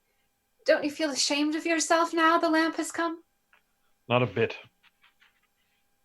But perhaps I'd better go. Forever. No, indeed you shall not. Of course you must come here just as before. You know very well Torvald can't go on without you. Yes, but you? Oh, I am always tremendously pleased when you come. It is just that put me on the wrong track. You are a riddle to me. I have often thought that you would almost as soon be in my company as in Helmer's. Yes. You see, there are some people one loves best, and others who one would almost rather have as companions. Yes, there is something in that. When I was at home, of course, I loved Papa best, but I always thought it tremendous fun if I could steal down into the maids' room, because they never moralized at all and talked to each other about such entertaining things. I see. It is I that has taken their place. Oh dear, nice Dr. Rank. I never meant that at all. But surely you can understand that being with Torvald is a little like being with Papa. If you please, ma'am. Oh. Is there anything wrong? No, not in the least. It is only something with my new dress. What? Your new dress is lying there. Oh, yes, that one, but this is another. I ordered it. Torvald mustn't know about it. Oh, that was the great secret. Of course. Just go into him. He's sitting in the inner room. Keep him as long as... Make your mind easy. I won't let him escape. And he's standing there in the kitchen? Yes, he came up the back stairs. But didn't you tell him no one was in? Yes, but it was no good. He won't go away? No, he says he won't until he has seen you, ma'am. Well, let him come in. But quietly, Helen, you mustn't say anything about it to anyone. It is a surprise for my husband. Yes, ma'am, I quite understand. This dreadful thing is going to happen. It will happen in spite of me. No, it can't happen. It shan't happen. He bolts the door of Torvald's room as Krogstad enters from the hall. Speak low. My husband is at home. No matter about that. What do you want of me? An explanation of something? Make haste, then. What is it? You know, I suppose, that I have got my dismissal. I couldn't prevent it, Mr. Krogstad. I fought as hard as I could on your side, but it was no good. Does your husband love you so little, then? He knows what I could expose you to, and yet he still ventures. How could you suppose he has any knowledge of it? I didn't suppose at all. It would not be the least like our dear Torvald Helmer to show so much courage. Mr. Krogstad, have a little respect for my husband, please. Certainly, all the respect he deserves.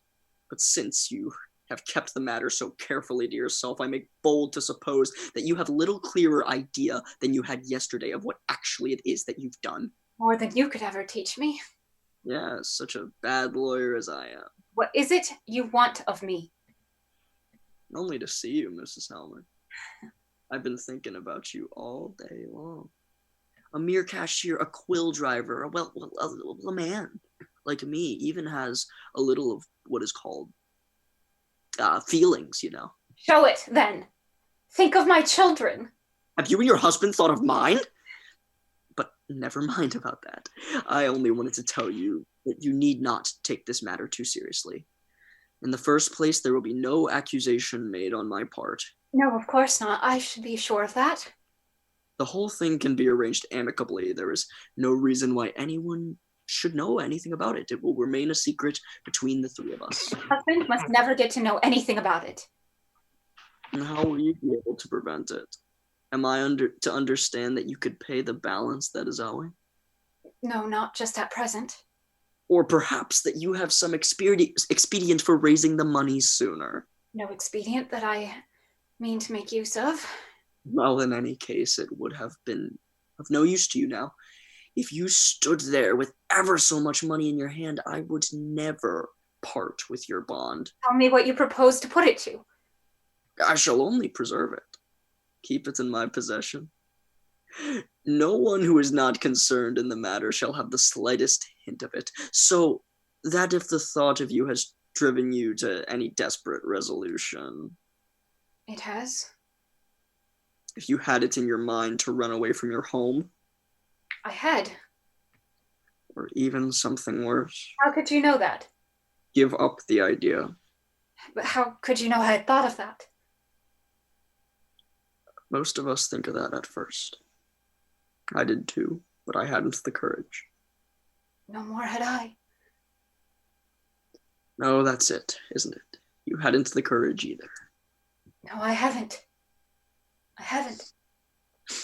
Besides, it would have been a great piece of folly once the storm at home is over. I have a letter for your husband in my pocket. Telling him everything. In as lenient a manner as I possibly could. You mustn't get the letter. Tear it up. I will find some means of getting money. Excuse me, Mrs. Helmer, but I think I just told you now. I'm not talking about what I owe you. Tell me what sum of money you're asking my husband for, and I will get you the money. I'm not asking your husband for a penny. What do you want, then? I'll tell you. I want to rehabilitate myself, Mrs. Helmer. I want to get on, and in that your husband must help me. For the last year and a half, I have not had a hand in anything dishonorable. Amid all the time I have been struggling in most restricted circumstances, I was content to work my way up step by step. And now I'm turned out, and I'm not going to be satisfied with merely be taken in favor again. I want to get on, I tell you.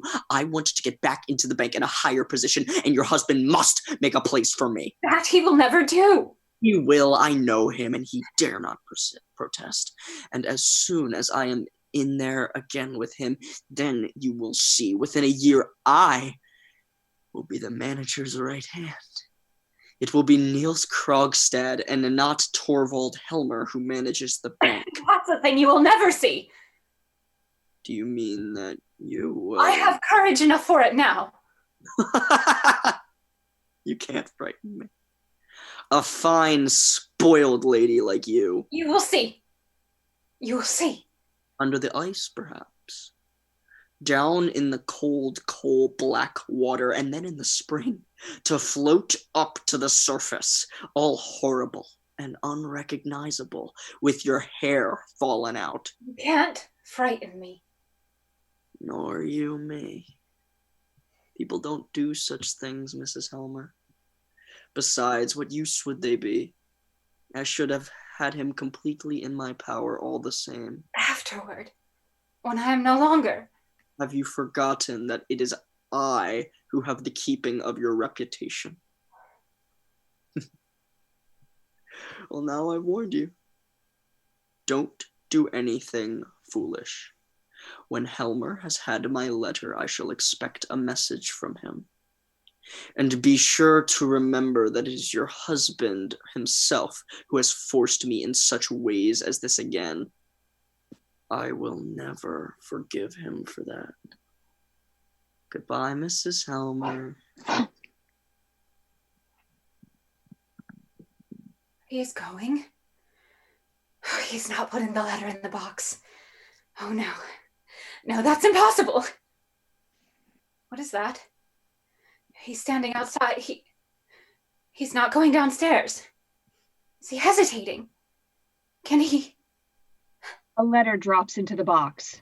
Then Krogstad's footsteps are heard until they die away as he goes downstairs. In the letterbox. There it lies. Torvald. Torvald, there's no hope for us now. There. I can't say anything more to them now. Would you like to try it on? Christine, come here. What is the matter with you? You look so agitated. Come here. Do you see that letter? There. Look, you can see it there through the glass in the letterbox. Yes, I see it. That letter is from Krogstad. Nora, it was Krogstad that lent you the money. Yes, and now Torvald will know all about it. Oh, believe me, Nora, that's the best thing for both of you. You don't know all. I forged a name. Oh, good heavens. I only want to say this to you, Christine. You must be my witness. Your witness? What do you mean? What am I to do? If I should go out of my mind, and it might easily happen. Oh, Nora. Or if anything else should happen to me, anything, for instance, that might prevent me being here. Nora, you are quite out of your mind. If it should happen that there were someone who wanted to take all the responsibility, all the blame, you understand. Yes, but how can you suppose? You must be my witness that it is not true, Christine. I am not out of my mind at all. I am in my right senses now, and I tell you, no one has known anything about it. I alone did the whole thing. Remember that. I will indeed, but I don't understand all this. How should you understand it? A wonderful thing is going to happen. A wonderful thing? Yes, a wonderful thing. But it is so terrible, Christine. It mustn't happen, not for all the world. Oh, I will go at once and see Krogstad. No, don't go to him. He will do you some harm. There was a time when he would gladly do anything for my sake. He? Where does he live? How should I know? Yes. Oh, yes, here is his card. But the letter. The letter. Nora! Oh, what is it? What do you want? Don't be so frightened. We're not coming in. You have locked the door. Are you trying on your dress? Yes, that is it. I look so nice, Torvald. I see he lives on the corner here. Yes, but it is no use. It is hopeless. The letter is lying here in the box. And your husband keeps the key? Yes, always. Krogstad must ask for his letter back unread. He must find some pretense. But it is at just this time that Torvald generally... You must delay him. Go in to him in the meantime. I will come back as soon as I can. Torvald! Well, may I venture at last to come into my own room again? Come along, Rank, and now you will see. But what is this? What is what, dear? Rank led me to expect a splendid transformation. I understood so, but evidently I was mistaken. Yes, nobody is to have the chance of admiring me in my dress until tomorrow. But my dear Nora, you look so worn out. Have you been practicing too much? No, I haven't practiced at all. But you will need to do a... Yes, indeed I shall, Torvald. But I can't get on a bit without you to help me. I've absolutely forgotten the whole thing. We will soon work it up again. Yes, help me, Torvald. Oh, promise me that you will. I'm so nervous about it, all the people. You must give yourself up to me entirely this evening. Not the tiniest bit of business. You mustn't even take a pen in your hand. Will you promise, Torvald, dear? I promise. This evening I will be wholly and absolutely at your service, you helpless little mortal. By the way, first of all, I will just... what are you going to do there? Only see if some letters have come. No, don't do that, Torvald. Why not? Torvald, please don't. There's nothing there. Well, let me look. I can't dance tomorrow if I don't practice with you. Are you really so afraid of it, dear? Oh, yes, dreadfully so afraid of it. Let me practice at once. There is time now before we go to dinner. Sit down and play for me, Torvald, dear. Criticize me and correct me as you play. With great pleasure, if you wish me to. Nora takes out of the box a tambourine and a long variegated shawl. She hastily drapes the shawl around her. Now play for me. I'm going to dance. Slower, slower. I can't do it any other way. Not so violently, Nora. This is the way. No, that is not a bit right. Oh, didn't I tell you so? Let me play for her. Yes, do. I can correct her better then. Rank sits down at the piano and plays. Nora dances more and more wildly. Torvald gives her frequent instructions. She does not seem to hear him. Her hair comes down and falls over her shoulders. She pays no attention to it, but goes on dancing. Oh! Fun, Christine! My dear darling Nora, you are dancing as if your life depended upon it. So it does. Stop! Rank, this is sheer madness. Stop, I tell you. I should never have believed it. You have forgotten everything I taught you. There, you see? You will want a lot of coaching. Oh, yes. You see how much I need it? You must coach me up to the last minute. Promise me that, Torvald. You can depend upon me. Oh, you must not think of anything but me, either today or tomorrow. You mustn't open a single letter, not even open the letterbox. Ah, you are afraid of that fellow, Yes, indeed I am. Nora, I can tell by your looks that there is a letter from him lying there. Oh, I don't know. I think there is, but you must not read anything of that kind now. Nothing horrid must come between us until that's over. You mustn't contradict her. The child shall have her way. But tomorrow night, after you have danced, we will... Then you will be free. Dinner is served, ma'am. Oh, we will have champagne, Helen. Very good, ma'am. Hello? Are we going to have a banquet? Yes, a champagne banquet until the small hours. Oh, and a few macaroons, Helen? Lots for once. Come, don't be so wild and nervous. Be my own little skylark as you used. Yes, dear, I will. But go in now. And you too, Dr. Rank. Christine, you must help me do up my hair. I suppose there is nothing. She's not expecting anything? Far from it, my dear fellow. It is simply nothing more than this childish nervousness I was telling you of. Well? Gone out of town. I could tell from your face. He's coming home tomorrow evening. I wrote a note for him. You should have left it alone. Must prevent nothing. After all, it is splendid to be waiting for a wonderful thing to happen. What is it that you're waiting for? Oh, you wouldn't understand. Go into them. I shall be in for a moment. 5 o'clock. 7 hours until midnight. And 4 and 20 hours until the next midnight. Then the tarantella will be over. 24 and 7. 31 hours to live. Where's my little skylark? Here she is.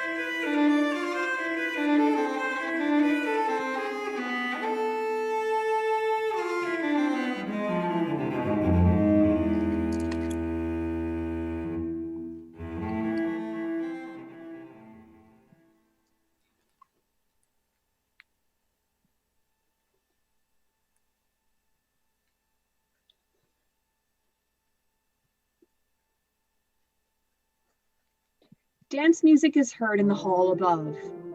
Mrs. Lynde is sitting at the table, idly turning over the leaves of a book. She tries to read, but does not seem able to collect her thoughts. Every now and then, she listens intently for a sound at the outer door. Not yet. And the time is nearly up. Ah, there he is. Come in. There is no one here. I found a note from you at home. What does this mean? It is absolutely necessary that I should have a talk with you. Really, and is it absolutely necessary that it be here? It is impossible where I live. There is no private entrance to my rooms. Come in. We are quite alone. The maid is asleep and the Helmers are at a dance upstairs. Are the Helmers really at a dance tonight? Yes. Why not? Certainly. Why not? Now, Nils, let us have a talk. Can we two have anything to talk about? We have a great deal to talk about. I shouldn't have thought so. No, you never properly understood me. Was there anything else to understand except what was obvious to all the world? A heartless woman jilts a man when a more lucrative chance turns up. Do you believe I am as absolutely heartless as all that? And do you believe that I did it with a light heart? Didn't you? Nils, do you really think that? If it were as you say, why did you write me as you did at the time? I could do nothing else. As I had to break with you, it was my duty also to put an end to all that you felt for me. So that was it? And all this for the sake of money? You must not forget that I had a helpless mother and 2 little brothers. We couldn't wait for you, Nils. Your prospects seemed hopeless then. That may be so, but you had no right to throw me over for anyone else's sake. Indeed, I don't know. Many a time I did ask myself if I had the right to do it. When I lost you, it was as if all the solid ground went from under my feet. Look at me now, I'm a shipwrecked man clinging to a bit of wreckage. But help may be near. It was near, but then you came and stood in my way. Unintentionally, Nils. It was only today that I learned it was your place I was going to take in the bank. I believe you, if you say so. But now that you know it, are you not going to give it up to me? No, because that would not benefit you in the least. Oh, benefit. I would have done it whether or no. I learned to act prudently. Life and hard, bitter necessity have taught me that. And life has taught me not to believe in fine speeches. And life has taught you something very reasonable. But deeds must you believe in? What do you mean by that? You said you were like a shipwrecked man clinging to some wreckage. I had good reason to say so. Well, I am like a shipwrecked woman clinging to some wreckage. No one to mourn for, no one to care for. It was your own choice. There was no other choice, then. Well, what now? Nils, how would it be if we 2 shipwrecked people would join forces? What are you saying? 2 on the same piece of wreckage would stand a better chance than each on their own. Christine, What do you suppose brought me to town? Do you mean that you gave me a thought? I could not endure life without work. All my life, as long as I could remember, I have worked, and it has been my greatest and only pleasure. But now I am quite alone in this world. My life is so dreadfully empty, and I feel so forsaken. There is not the least pleasure in working for oneself. Nils, give me something and someone to work for. I don't trust that. It is nothing but a woman's overstrained sense of generosity that prompts you to make such an offer of yourself. Have you ever noticed anything of that sort in me? Could you really do it? Tell me, do you know all about my past life? Yes. Do you know what they think of me here? You seem to imply that with me you might have been quite another man. I'm certain of it. Is it too late now? Christine, are you saying this deliberately? Yes, I'm so sure you are. I see it in your face. Have you really the courage then? I want to be a mother to someone. Your children need a mother. We 2 need each other. Nils, I have faith in your real character. I can dare anything with you. Thank you, Christine. Now I must find a way to clear myself in the eyes of the world. Oh, but I forgot. Hush, the tarantella. Go. What is it? Do you hear them up there? When that is over, we may expect them back. Yes, I will go. But it's all no use. Of course, you're not aware of what steps I have taken in the matter of the Helmers. Yes, I know all about that. In spite that, you have the courage. I understand very well what lengths a man like you might have been driven by despair. If only I could undo what I've done. You cannot. Your letter is lying in the letterbox now. Are you sure of that? Quite sure, but... Is that what all this means? That you wanted to save your friend at any cost? Tell me frankly, is that it? Nils, a woman who has once sold herself for another's sake doesn't do it a second time. I will ask for my letter back. No. Yes, of course I will. I will wait here until Helmer comes, and I will tell him I must get my letter back, that it only concerns my dismissal, that he is not to read it at all. And No, Nils, you must not recall your letter. But wasn't that the very purpose you asked me to meet you here? In my first moment of fright it was. But 24 hours have elapsed since then, and in that time I have witnessed incredible things in this house. Helmer must know all about it. The unhappy secret must be disclosed. They must have a complete understanding between them, which is impossible with all this concealment and falsehood going on. Very well. If you will take the responsibility. But if there is one thing I can do in any case, I shall do it at once. Oh, you must be quick and go. The dance is over. We're not safe a moment longer. I will wait for you below. Yes, do. You must see me back to my door. I've never had such an amazing piece of good fortune in my life. What a difference. What a difference. Someone to work for and live for. A home to bring comfort into. That I will do indeed. I wish they would be quick and come. Oh, there they are now. I must put on my things. Mrs. Lind takes up her hat and cloak. Torvald's and Nora's voices are heard outside.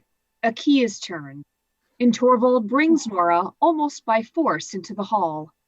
She is in an Italian costume with a large black shawl around her.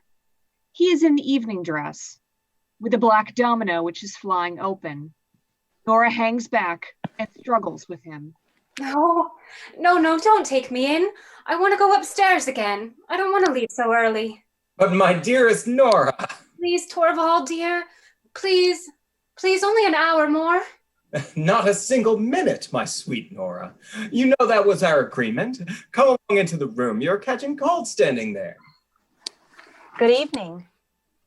Christine. You here so late, Miss Lind? Yes, you must excuse me. I was so anxious to see Nora in her dress. Have you been sitting here waiting for me? Yes. Unfortunately, I came too late. You had already gone upstairs, and I thought I couldn't go away again without having seen you. Yes, take a good look at her. I think she is worth looking at. Isn't she charming, Mrs. Lind? Yes, indeed, she is. Doesn't she seem remarkably pretty? Everyone thought so at the dance, but she is terribly self-willed, this sweet little person. What are we to do with her? You will hardly believe that I had almost to bring her away by force. Torvald, you will repent not having let me stay, even if it were only for half an hour more. Listen to her, Mrs. Lind. She danced her tarantella, and it had been a tremendous success, as it deserved. Although possibly the performance was a trifle too realistic, a little more so, I mean, that was strictly compatible with the limitations of art, but never mind about that. The chief thing is she had made a success. She had made a tremendous success. Do you think I was going to let her remain there after that and spoil the effect? No, indeed. I took my charming little Capri maiden, my capricious little Capri maiden, I should say, on my arm, took one quick turn around the room, a curtsy on either side, and as they say in novels, the beautiful apparition disappeared. An exit ought always to be effective, Mrs. Lind, but that is what I cannot make Nora understand. This room is hot. It's all dark in here. Oh, of course, excuse me. Well? I have had a talk with him. Yes, and? Nora, you must tell your husband all about it. I knew it. You have nothing to be afraid of as far as Krogstad is concerned, but you must tell him. I won't tell him. Then the letter will. Thank you, Christine. Now I know what I must do. Hush. Well, Mrs. Lind, have you admired her? Yes, and now I will say goodnight. What, already? Is this yours, this knitting? Oh, yes, thank you. I had nearly forgotten it. So you knit? Of course. Do you know you ought to embroider? Really? Why? Yes, it's far more becoming. Let me show you. You hold the embroidery thus in your left hand and use the needle with the right like this. As the long, easy sweep, do you see? Yes, perhaps. But in the case of knitting, it can never be anything but disgraceful. Look, arms close together, the knitting needles going up and down. It has a sort of a Chinese effect. That was really excellent champagne they gave us. Well, good night, Nora. And don't be self-willed anymore. That's right, Mrs. Lind. Good night, Mr. Helmer. Good night, good night. I hope you'll get home all right. I should be very happy to, but you haven't any great distance to go. Good night, good night. At last we've got rid of her. She is a frightful bore, that woman. Aren't you very tired, Torvald? No, not in the least. Nor sleepy? Not a bit. On the contrary, I feel extraordinarily lively. And you really look both tired and sleepy. Yes, I am very tired. I want to go to sleep at once. There, you see? It was quite right of me not to let you stay there any longer. Everything you do is quite right, Torvald. Now my little skylark is speaking reasonably.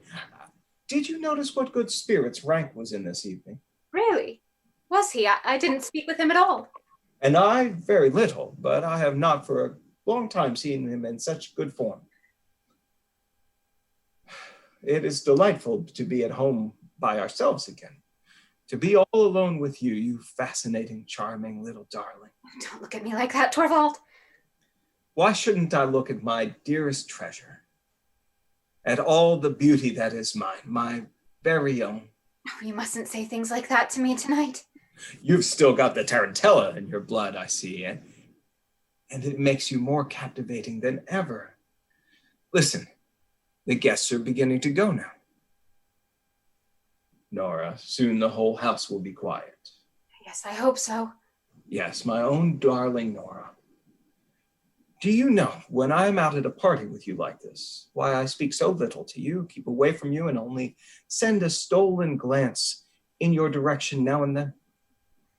Do you know why I do that?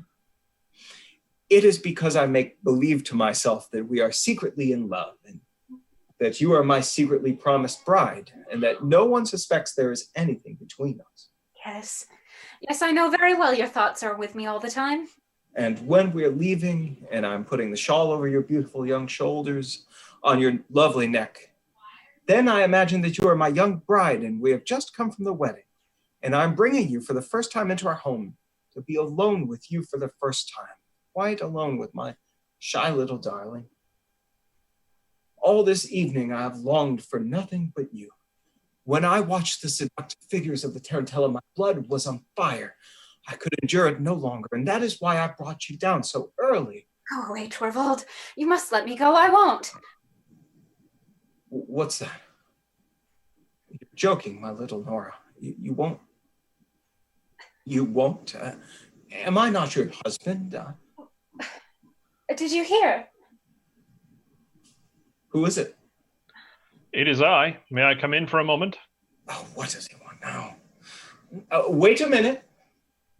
Come, that's kind of you not to pass by our door. I thought I heard your voice and felt as if I should look in. Ah, yes, these dear familiar rooms. You are very happy and cozy in here, you two. It seems to me that you looked after yourself pretty well upstairs, too. Excellently. Why shouldn't I? Why shouldn't one enjoy everything in this world, at any rate as much as one can, and as long as one can? The wine was capital. Especially the champagne. So you noticed too. It is almost incredible how much I managed to put away.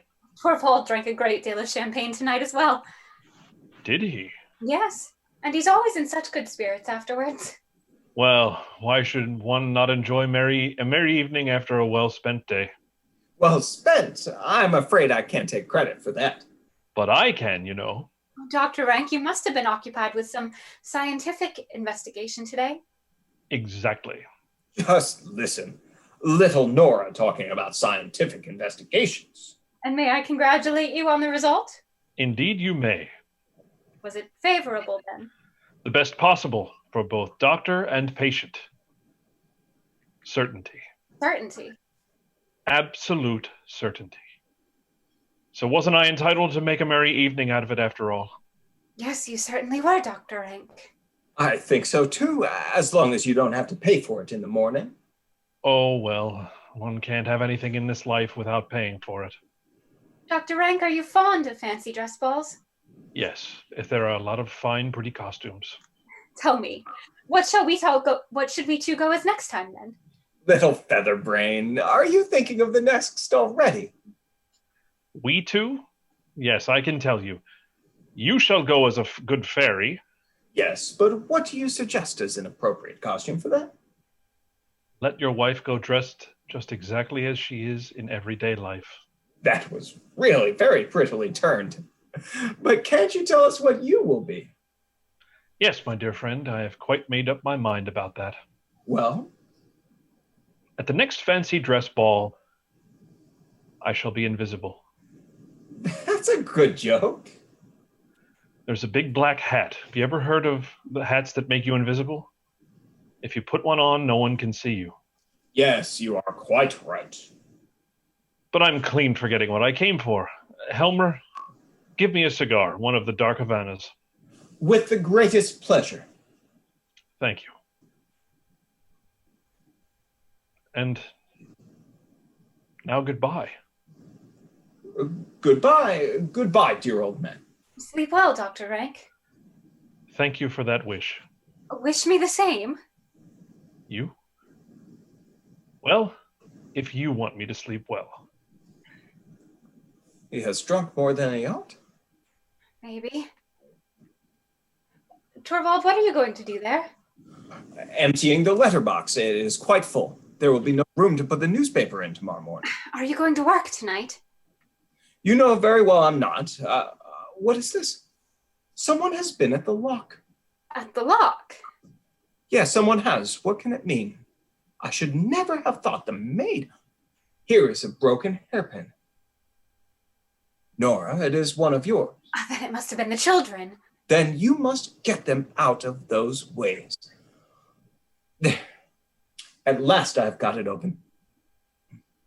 Helen, put out the light over the front door. Look at that. Look what a heap of them there are. What on earth is that? No, Torvald, no. 2 cards of ranks. Of Dr. Ranks. Dr. Rank. They were on the top. He must have put them in when he went out. Is there anything written on them? There is a black cross over the name. Look there, what an uncomfortable idea. It looks as if he were announcing his own death. It is just what he's doing. What? Do you know anything about him? Has he said anything to you? Yes.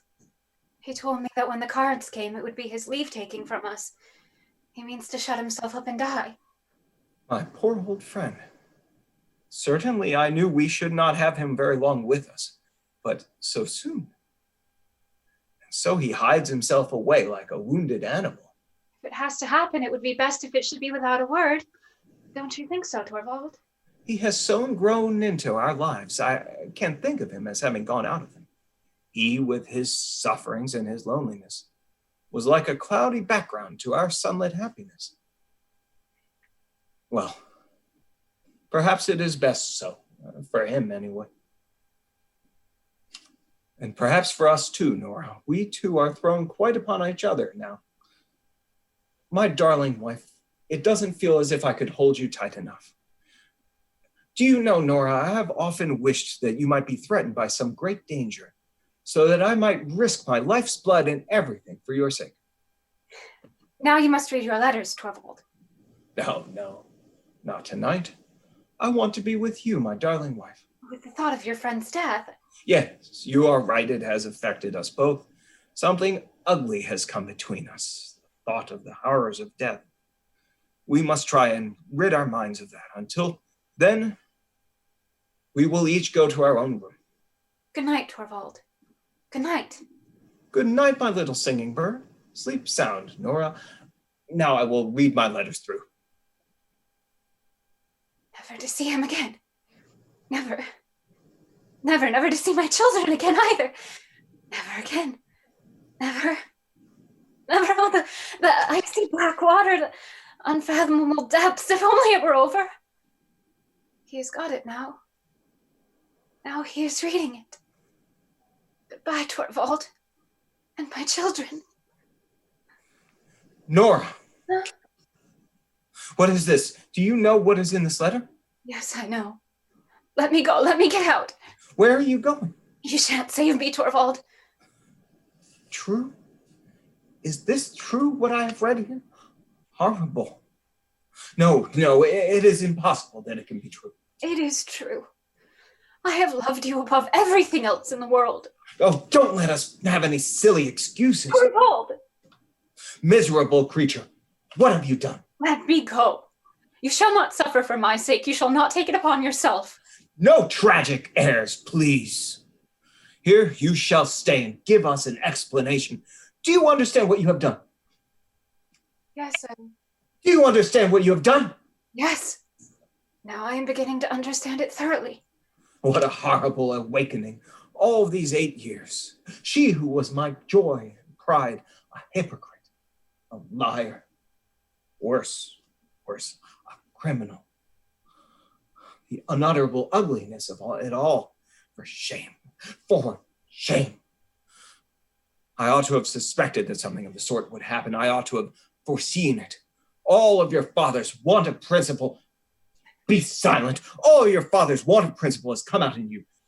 No religion, no morality, no sense of duty. How I am punished for having winked at what he did. I did it for your sake. This is how you repay me. Yes, that's just it. Now you have destroyed all my happiness. You have ruined all my future. It's horrible to think of.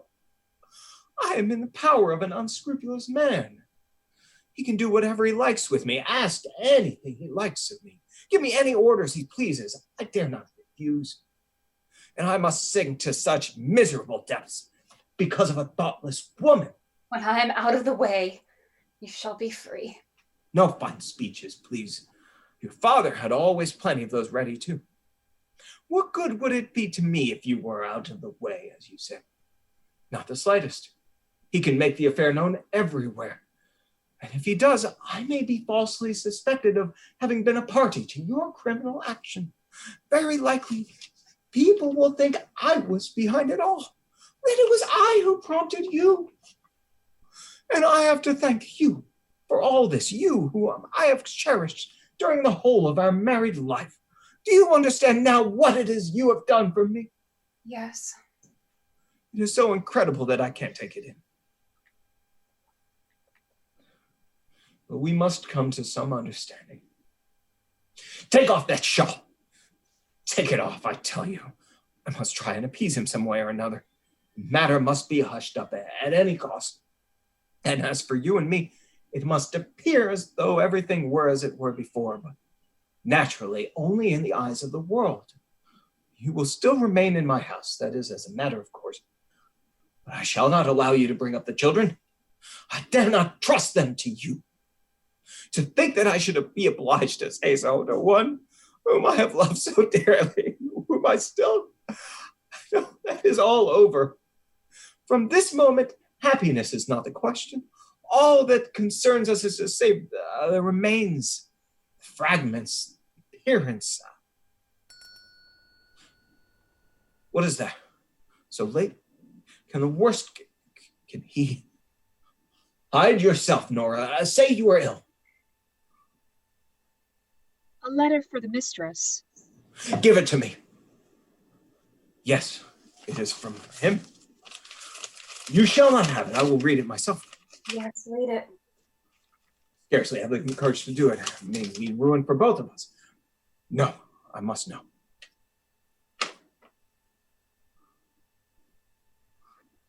Nora!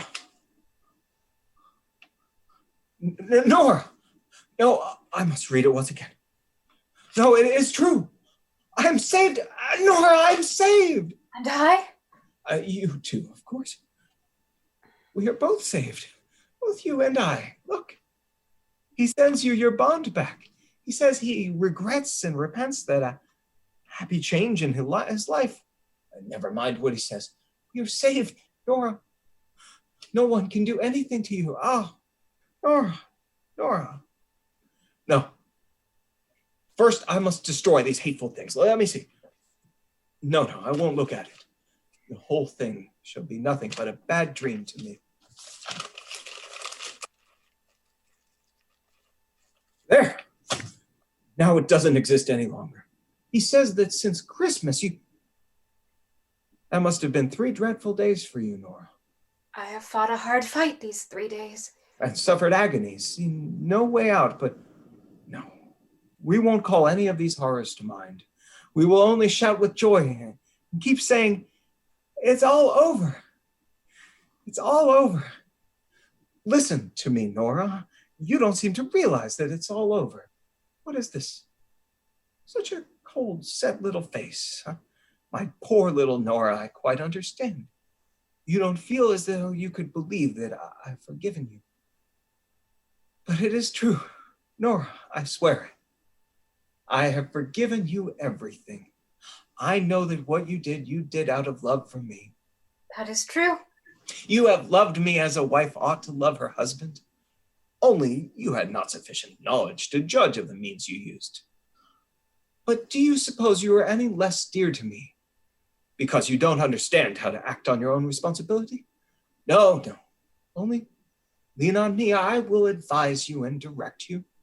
I should not be a man if this womanly helplessness did not just give you a double attractiveness in my eyes.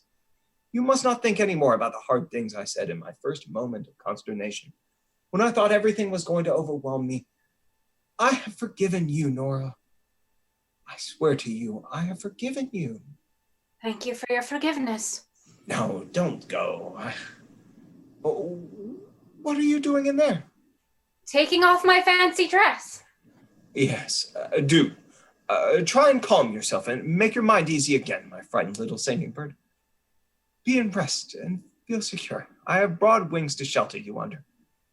How warm and cozy our home is, Nora.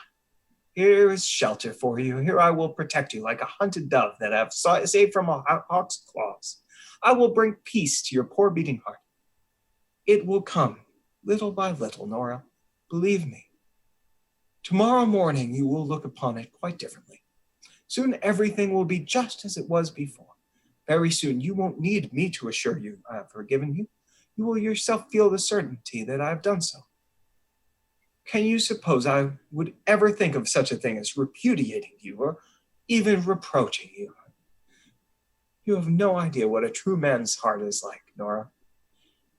Something so indescribably sweet and satisfying to a man in the knowledge that he has forgiven his wife, forgiven her freely and with all his heart.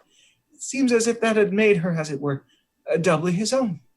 He has given her new life, so to speak, and she has in a way become both wife and child to him. So you shall be for me after this, my little scared, helpless darling. Have no anxiety about anything, Nora. Only be frank and open with me, and I will serve as both will and conscience to you. What is this? Not gone to bed? Have you changed your things? Yes, Torvald, I have changed my things now. But what for? So late as this? I shall not sleep tonight. But my dear Nora... It's not so very late. Sit down here, Torvald. You and I have much to say to one another. Nora, what is this cold, set face? Sit down. It will take some time. I have a lot to talk over with you. You alarm me, Nora, and I don't understand you. No, that's just it. You don't understand me. And I never understood you either before tonight. No, you mustn't interrupt me. You must simply listen to what I say. Torvald, this is a settling of accounts. What do you mean by that? Isn't there one thing that strikes you strange in our sitting here like this? What is that? You've been married 8 years now. Does it not occur to you that this is the first time we two, you and I, husband and wife, have had a serious conversation? What do you mean by serious?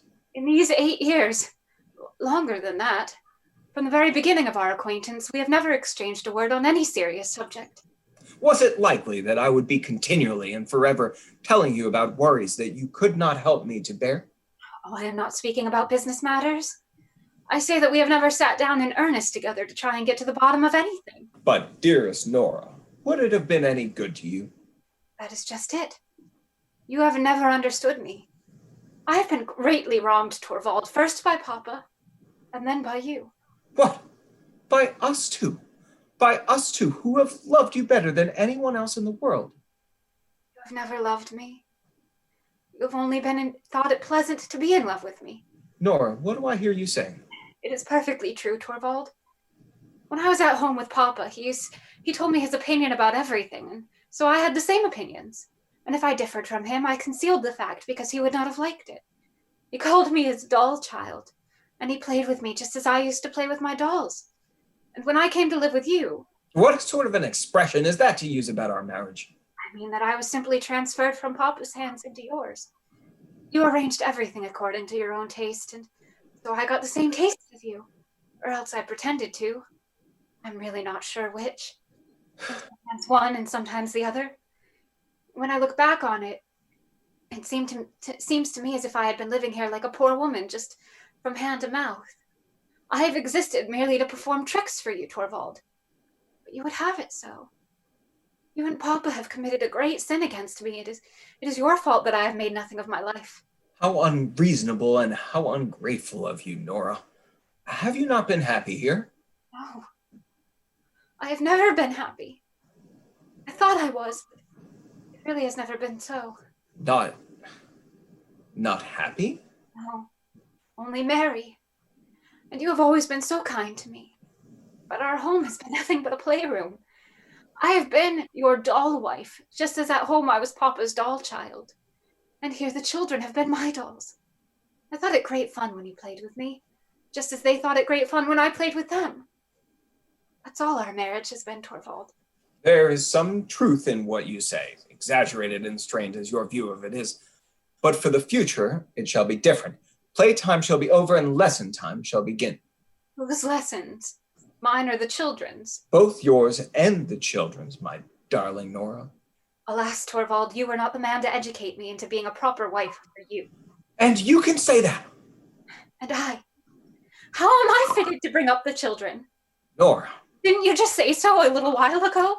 That you dare not trust me to bring them up? In a moment of anger. Why do you pay any heed to that? Indeed, you are perfectly right. I am not fit for the task. There is another task I must undertake first. I must try and educate myself. You are not the man to help me in that. I must do that for myself, and that is why I'm going to leave you now. What do you say? I must stand quite alone. If I'm to understand myself and everything about me. It is for that reason that I cannot remain with you any longer. Nora! Nora! I am going away from here now. At once. I am sure Christine will take me in for the night. You are out of your mind. I won't allow it. I forbid you. It's no use forbidding me anything any longer. I will take with me what belongs to myself. I will take nothing from you, either now or later. What sort of madness is this? Tomorrow I shall go home. I mean to my old home. It will be easiest for me to find something there.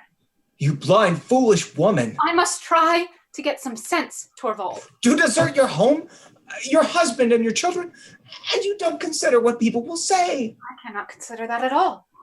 I only know that it is necessary for me. It's shocking. This is how you would neglect your most sacred duties? What do you consider my most sacred duties? Do I need to tell you that? Are they not your duties to your husband and your children? I have other sacred duties as well. That you have not. What duties could those be? Duties to myself. Before all else, you are a wife and a mother. I don't believe that any longer. I believe that before all else, I am a reasonable human being, just as you are. Or at all events, that I must try and become one. I know quite well, Torvald, that most people would think you right, and that views of that kind are to be found in books, but I can no longer content myself with what most people say, or what is found in books. I must think over things for myself and get to understand them. Can you not understand your place in your own home?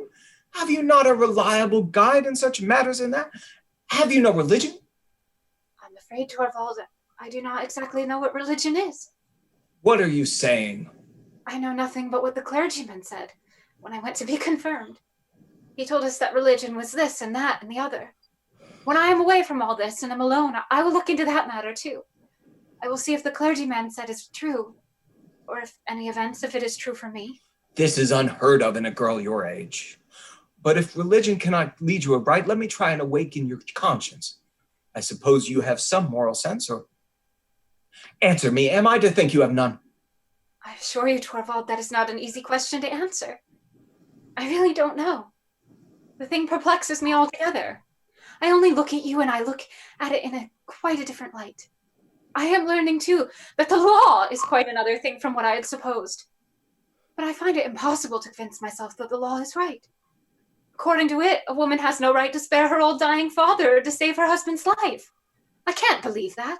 You talk like a child. You don't understand the conditions of the world in which you live. No, I don't.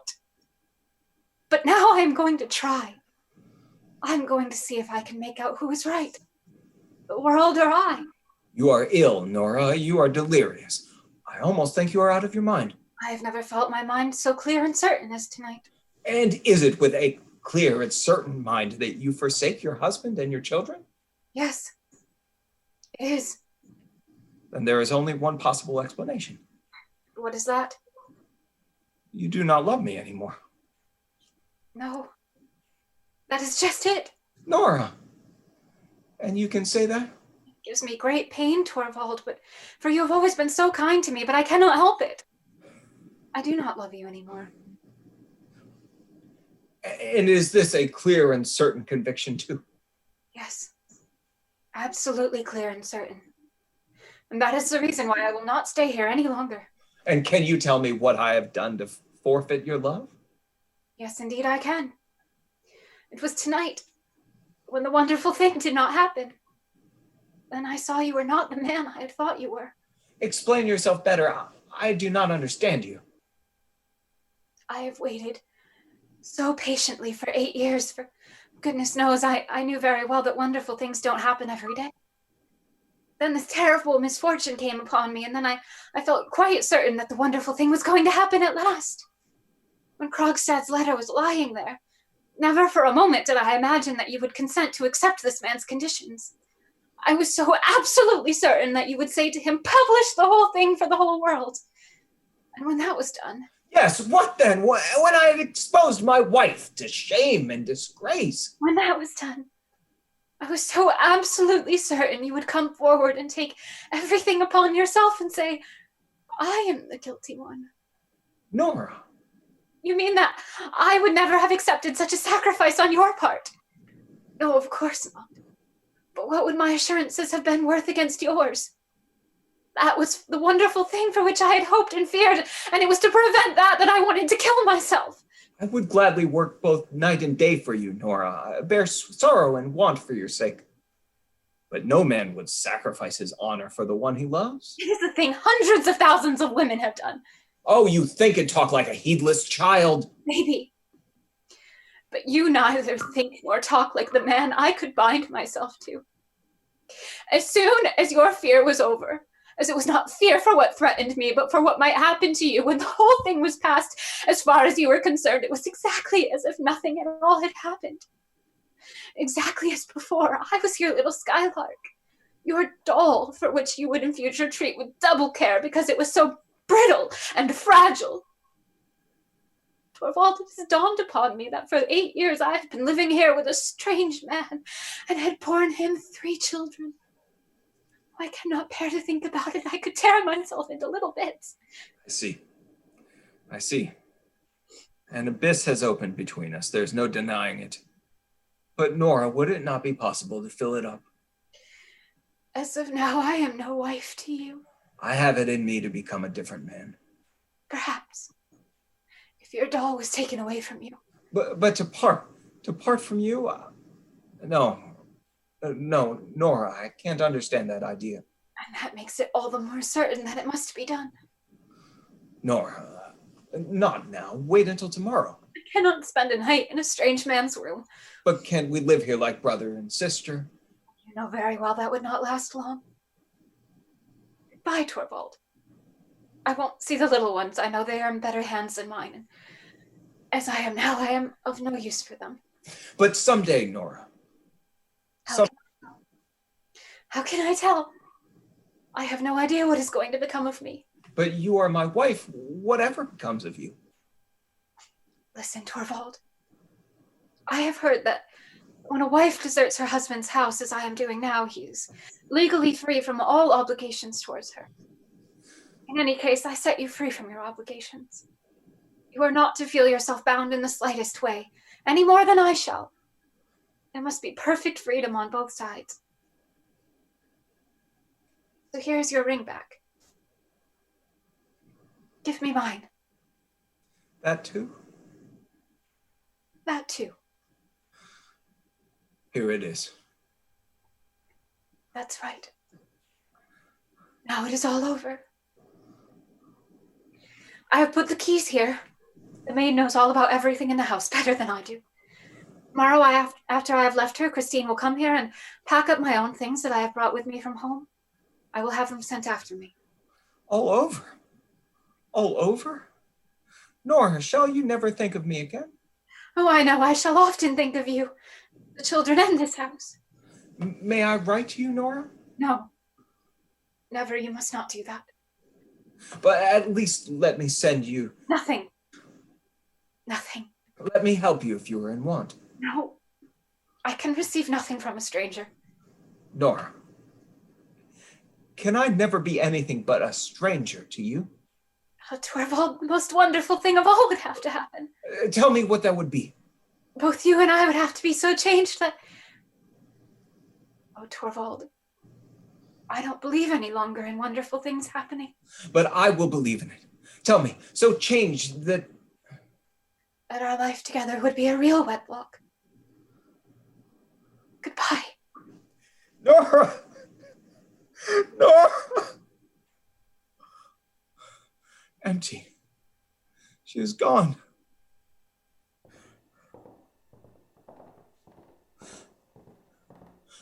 The most wonderful thing of all.